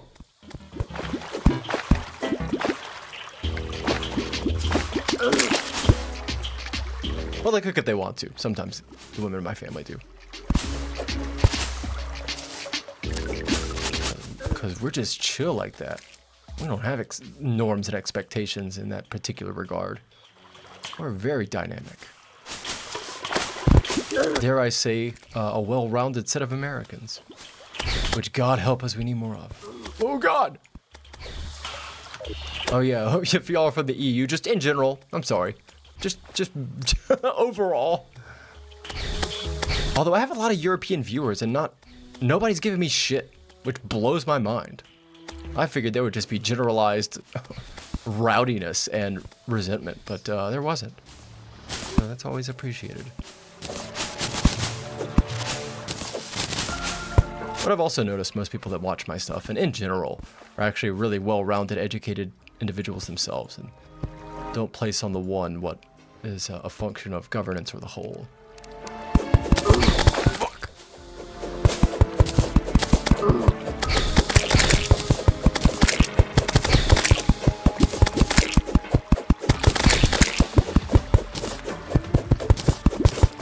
I'll tell you, one thing that worries me about AI is the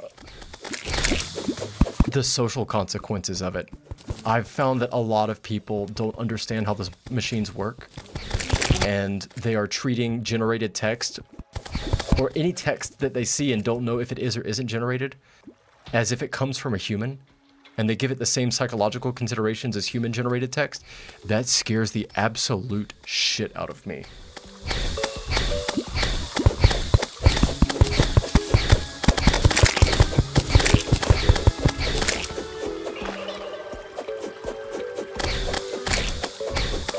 Oh, God.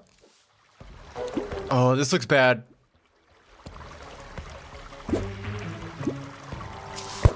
I've seen more cases. Oh, fuck, she's back. Shit. I've seen more cases of, like, I don't want to call it AI psychosis, but people getting too rizzed up from AI and not being able to understand where the limitations of the systems and their belief structures are, and just getting Dunning-Krugered into dust. And oh man, that problem is gonna get so much worse.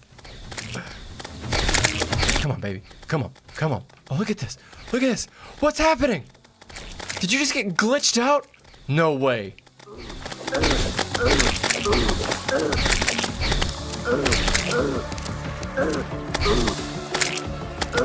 Oh no. I thought I had it.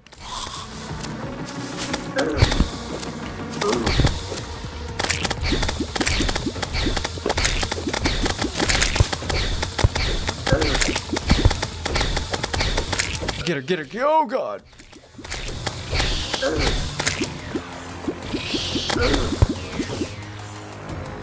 Where's, fuck, wrong button!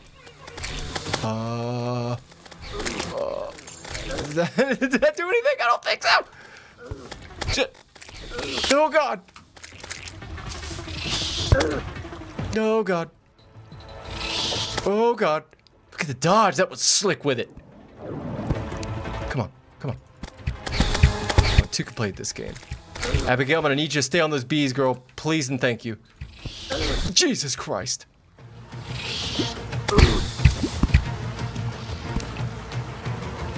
Oh. Oh.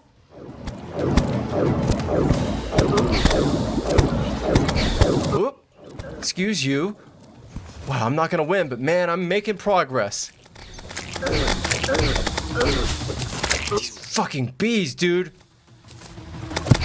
Oh God, I'm bailing. I gotta bail. God damn it.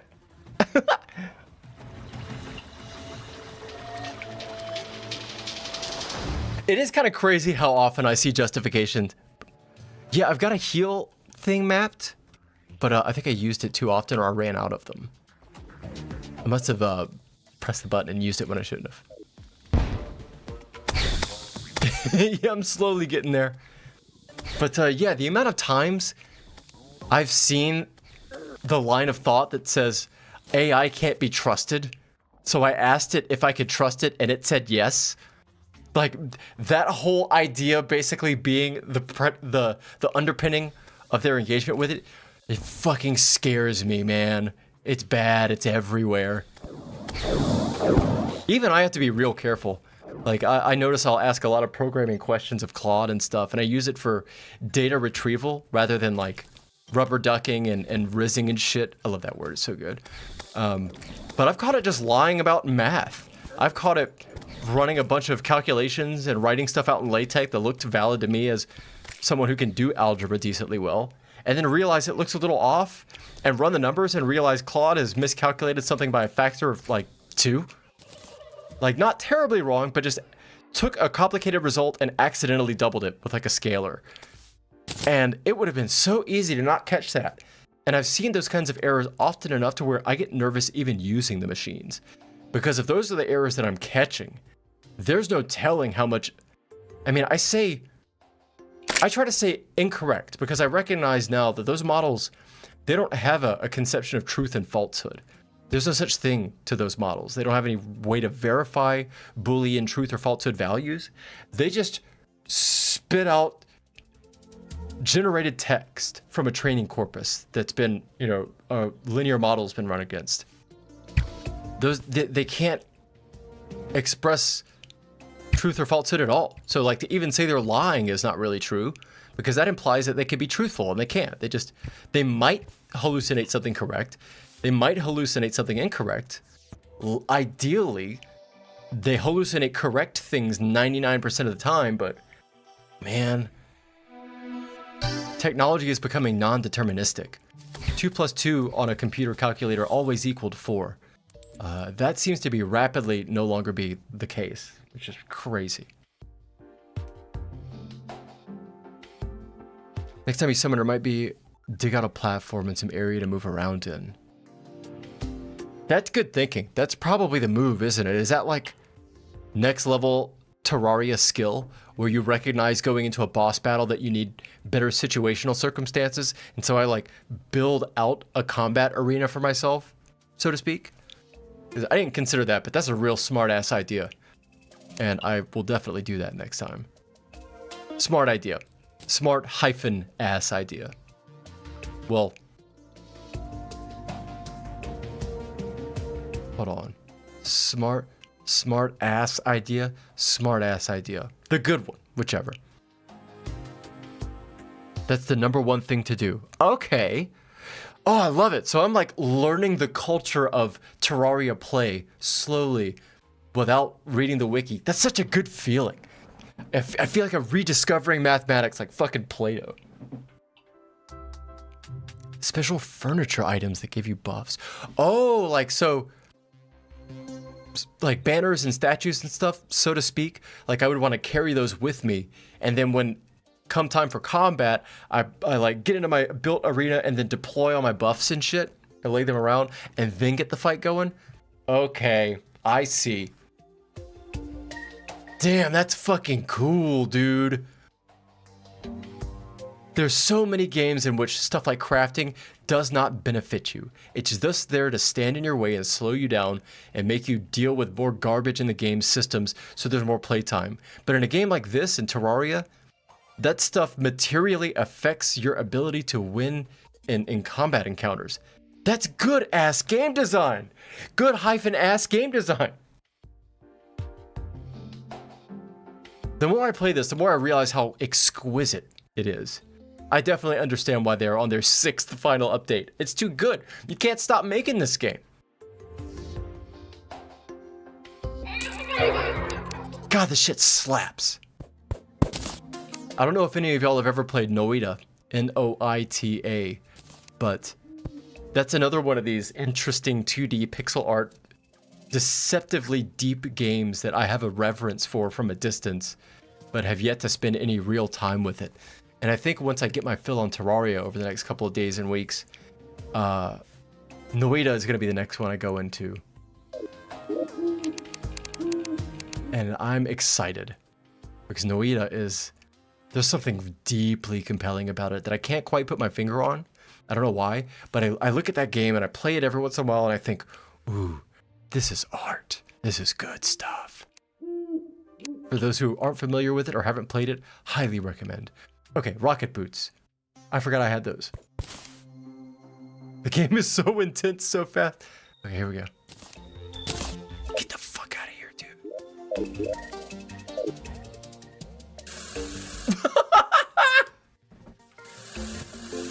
That's sick! Oh, I'm gonna kill myself with these. I see it coming. Noida is amazing, isn't it?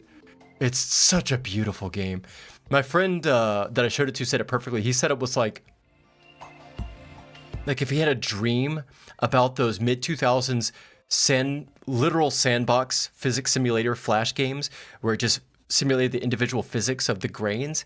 If like you dreamed that turned into an actual game, but it was a nightmare.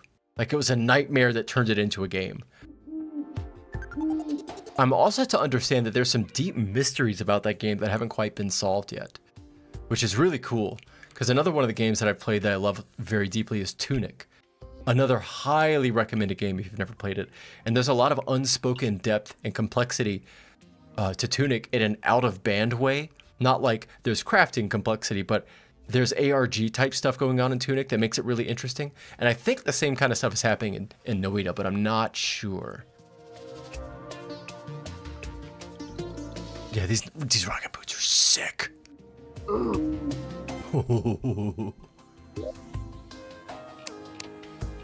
This is cool. So now I'm gonna have to like, yeah.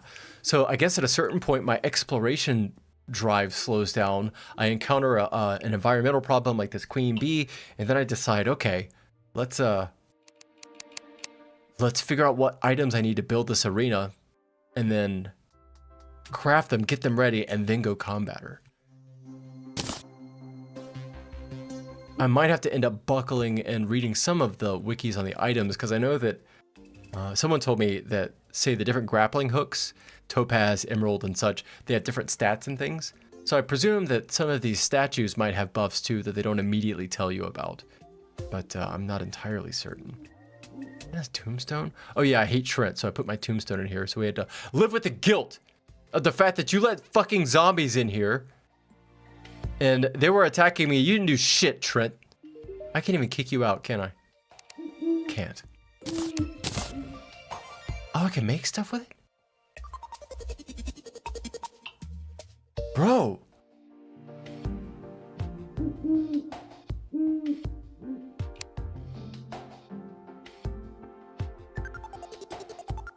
Oh shit. Okay, wait, hold on.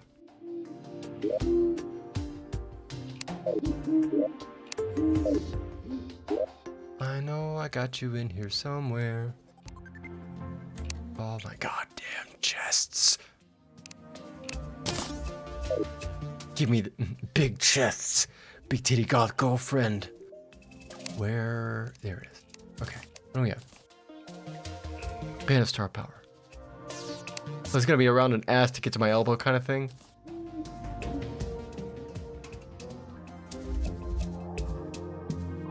How does that work? I guess I just have to find one of those or buy one, most likely.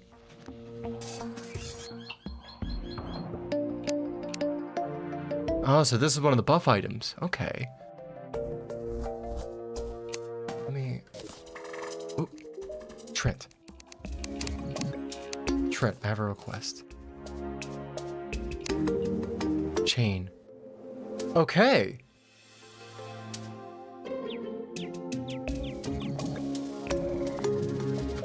Wireable. I don't know if wireable means to function it has to be wired and powered, or that it's capable and can also be a visual object. Presumably the latter. I imagine I'm not gonna have to plug this thing up to a power source in a boss environment. Maybe. It definitely seems like you could just build a base in this game wherever. Maybe I could build my house straight up to the bee. But maybe not. Let's see. Okay.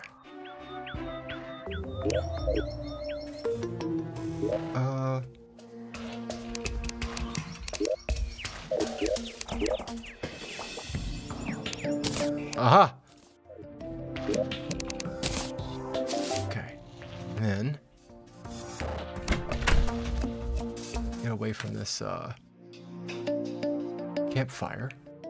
I guess it's got an icon, so I would know, huh? Is that how it worked? Nope.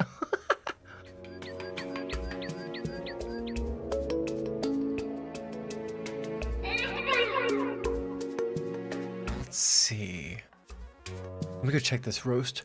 Pardon me momentarily.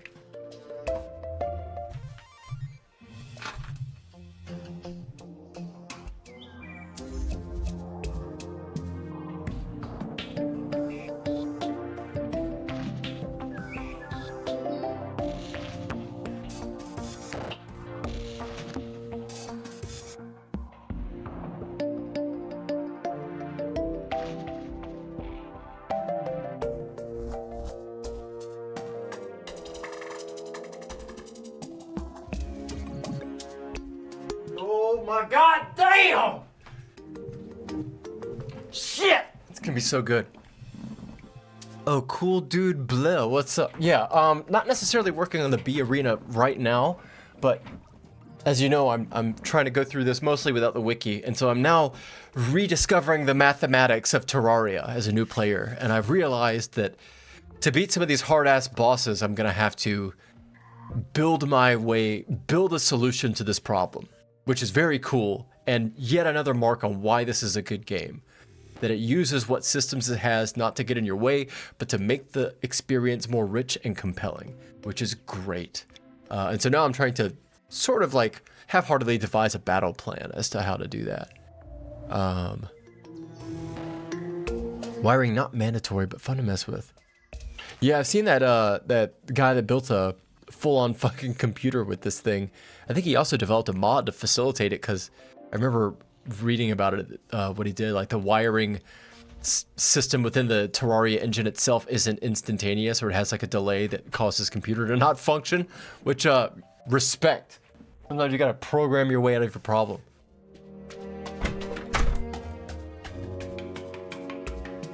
Okay. It's a drop. Yeah, that recipe's a change. Got it. Oh, I see. Okay. At least nearby. I see. Well.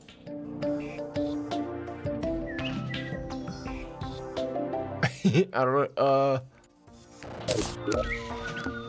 Let me see. I guess I have to hang it, right? It's a lantern. Yes! Fuck yeah, dude. Oh, we're cooking with Crisco now, baby. That's beef tallow all day. I got a knife. What you want? Huh? Huh! No, Abigail, I want this one. I want this one. Give me this guy. Shit!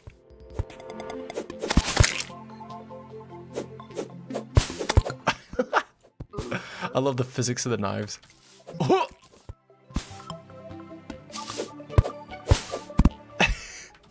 Come on now.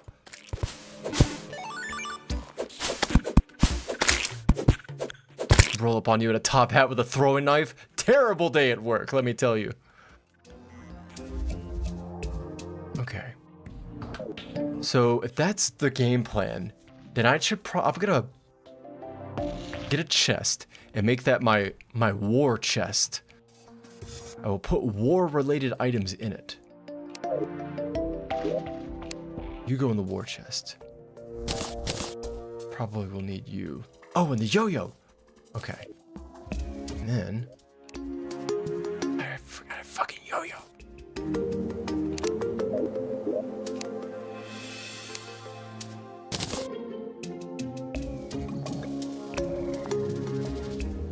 Material. Okay.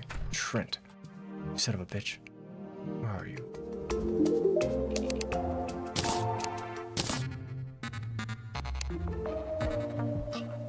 Okay, so that is used to make another counterweight.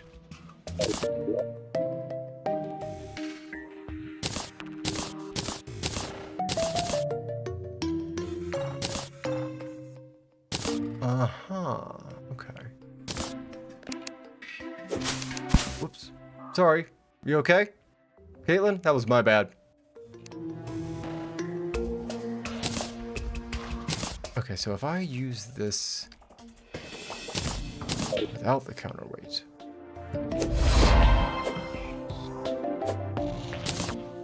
Shooting rope. Oh, you can just leave it out there? Fuck, it's so cool. Okay. Then...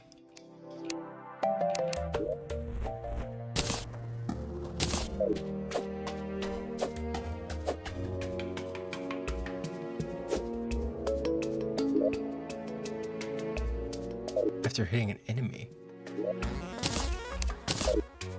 Okay.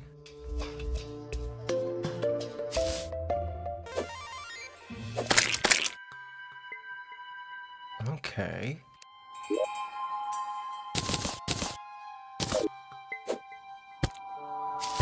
Damn, I might like this yo-yo. This is pretty nice.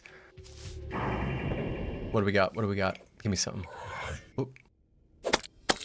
Bro! Get the fuck out of here!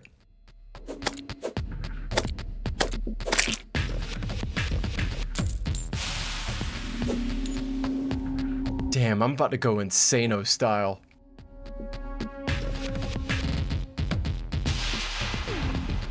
Oh, what difficulty am I playing? Yeah, I think it's the normal one. I don't believe I messed with any of the settings when I started this map or this character. I just kind of did it.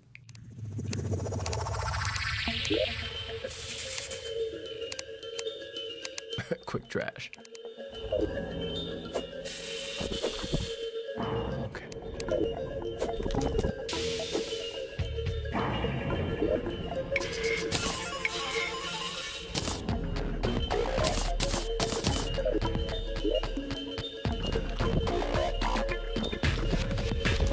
Oh shit.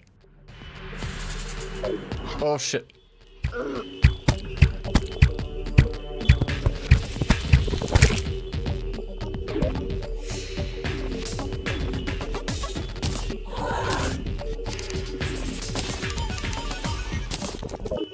Thought you was slick. That is so rowdy.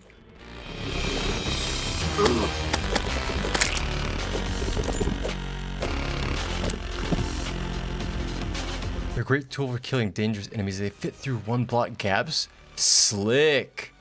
That's good information.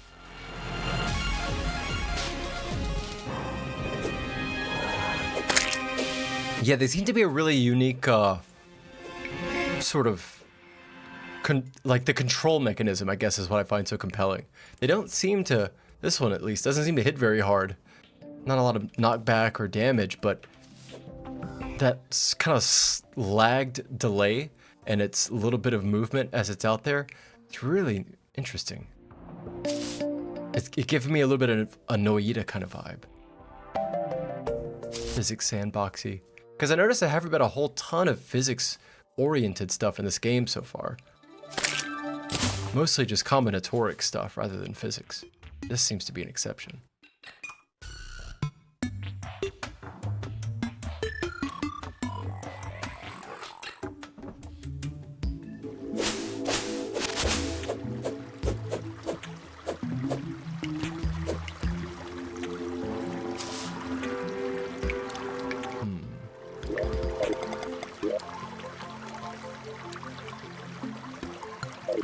Yeah, you know what? Let's go this way.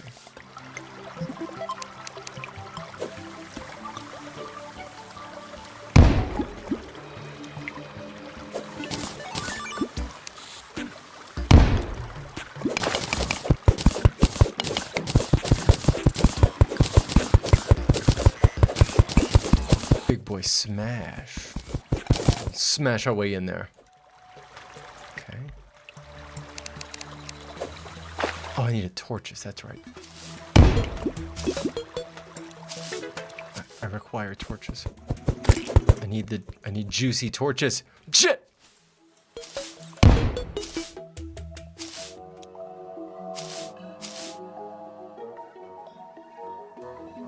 I can compulsively keep hitting the shift button thinking it'll run. Although this does give me sort of a dash boost. Interesting.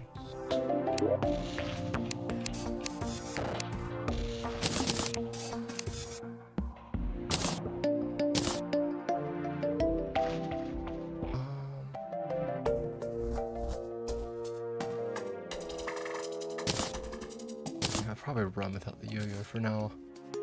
See what you mean. Definitely could go for a specific build.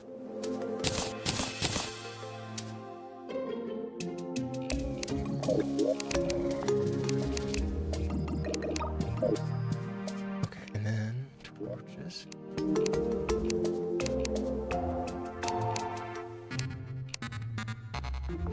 Ah,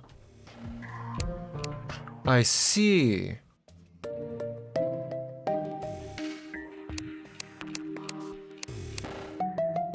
Huh.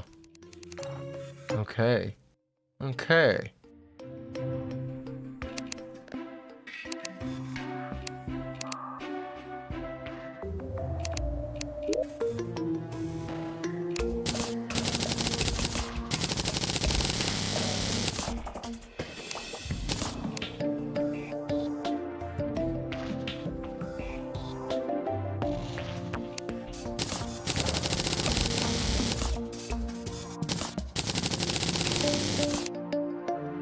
I love a good mushroom torch.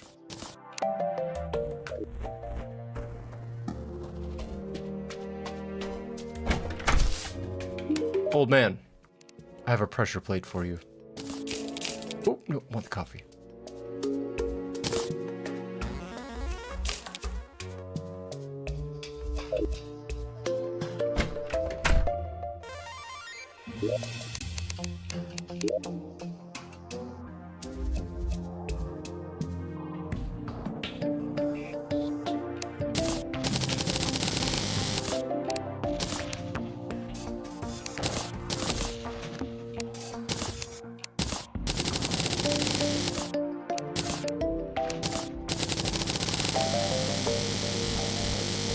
Jesus Christ.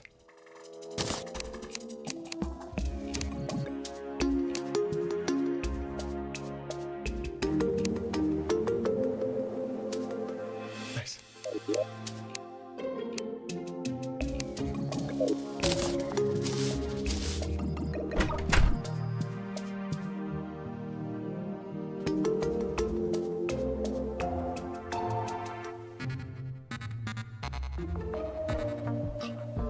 Collect 100 dirt blocks, put it into a new journey mode menu, and bam, unlimited dirt blocks to be used. I love that y'all sharing like deep Terraria lore and insights over my head. God, this fucking sand in a bottle does not play around. Hold on now.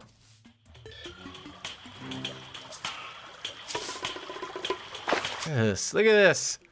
I should ban this. Too swole. Excuse you. An evil presence watching me.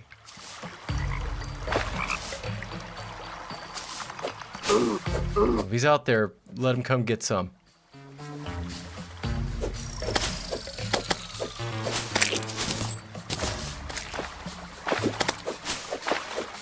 Oh, are we doing a blood moon?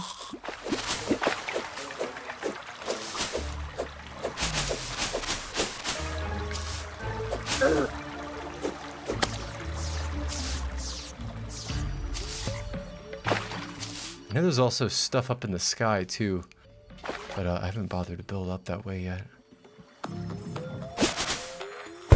Oh.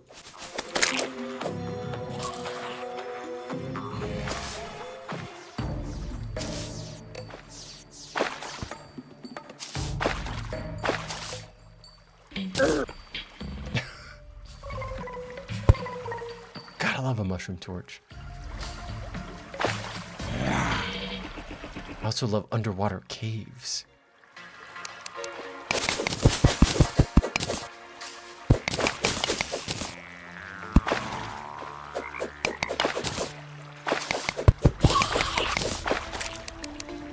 Oh. Oh, I think we got a boss. Oh, Jesus Christ. Nope. Nope. Oh, oh. Come on. I'm gonna take you back home. I got Trent's gonna. I got my boy Trent. He's gonna fuck you up. Come on, come on, Trent. Ooh. Ooh. Trent. Trent.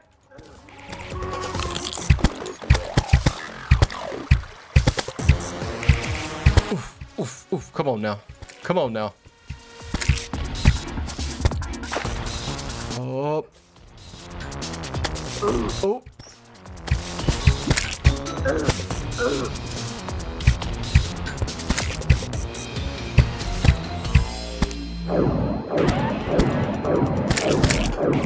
Smoked. You got nothing.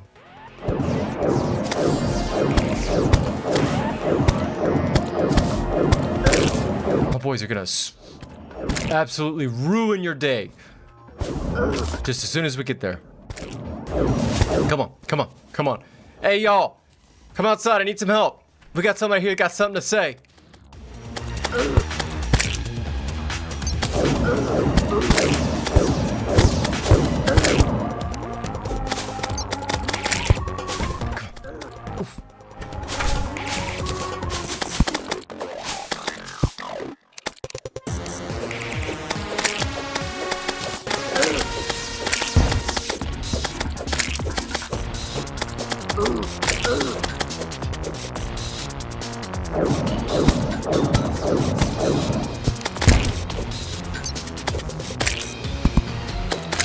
That thing is strong.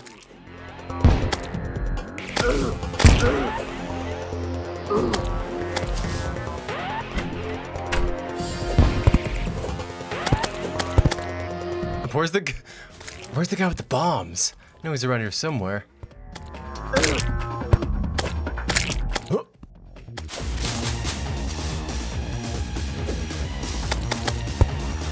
What is that? Oh, okay.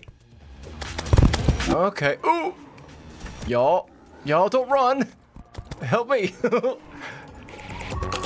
we go. Let me eat this thing. Jesus!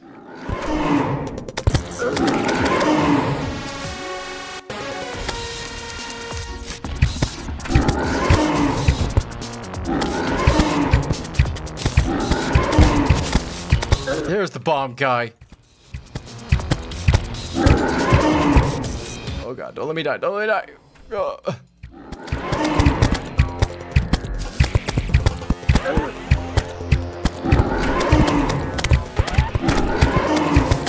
Uh-huh.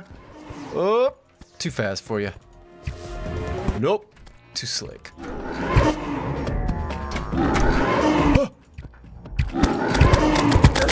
Oh yeah, you don't like it when you let enemies in your house, do you, Trent? You don't like it when I do it.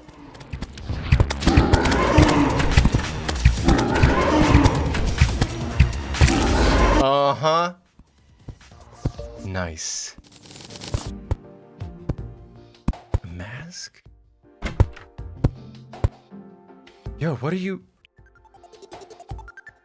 Was she throwing knives at them? Caitlin, what was that about?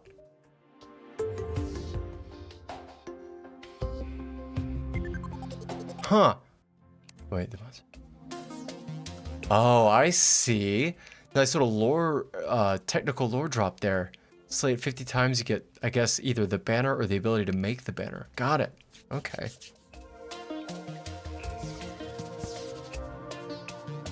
I just look over and see somebody say, Barry, I always grind for the fart in a bottle. Fuck yeah. Oh, she was healing them. Oh, I was like, why are you throwing knives at people? She's throwing syringes? That's so ridiculous. Can you imagine? Damn, now I kind of want a Final Fantasy where the fucking white mage is just throwing syringes at people. Lobbing in the mortar style, like getting the 45-degree arc on it.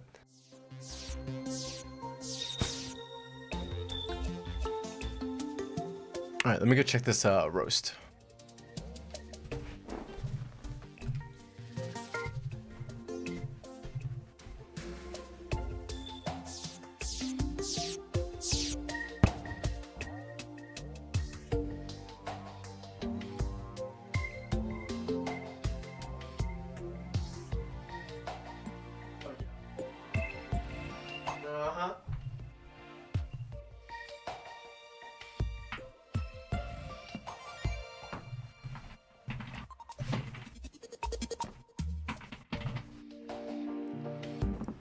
Okay, that roast is ready. So I'm going to wrap up this little stream here. What do we hit? 2 hours? Ah, that's not bad. That's pretty good. I guess it saves automatically, yeah. Okay. Thank you all for watching. This was cool. Something like 14 people in here. I hope it wasn't excruciating watching me stumble my way through this boss. But I'm slowly making progress. And now I've got an idea of how to actually deal with some of these more difficult ones. And just as well, the map slowly fills itself out. She was right in here, right? Yeah. Yeah, I'll see if I can hop back on maybe a little bit later today. Definitely within the next 24 to 48 hours or so. And I'm going to keep grinding at it. Because this is about where I got the last time I played Terraria. Like, completion percentage respective. I got about this much of another small map done before I quit playing last time. So, from here on out, those are the only 2 bosses I've ever seen. That and that giant fucking skull that blew me up. So, yeah, we'll keep making progress. Alright, thank you all so much for watching. Y'all take care. And, Cool Dude Blah, ex-boy Barry B, good to see you all, y'all. Thank y'all.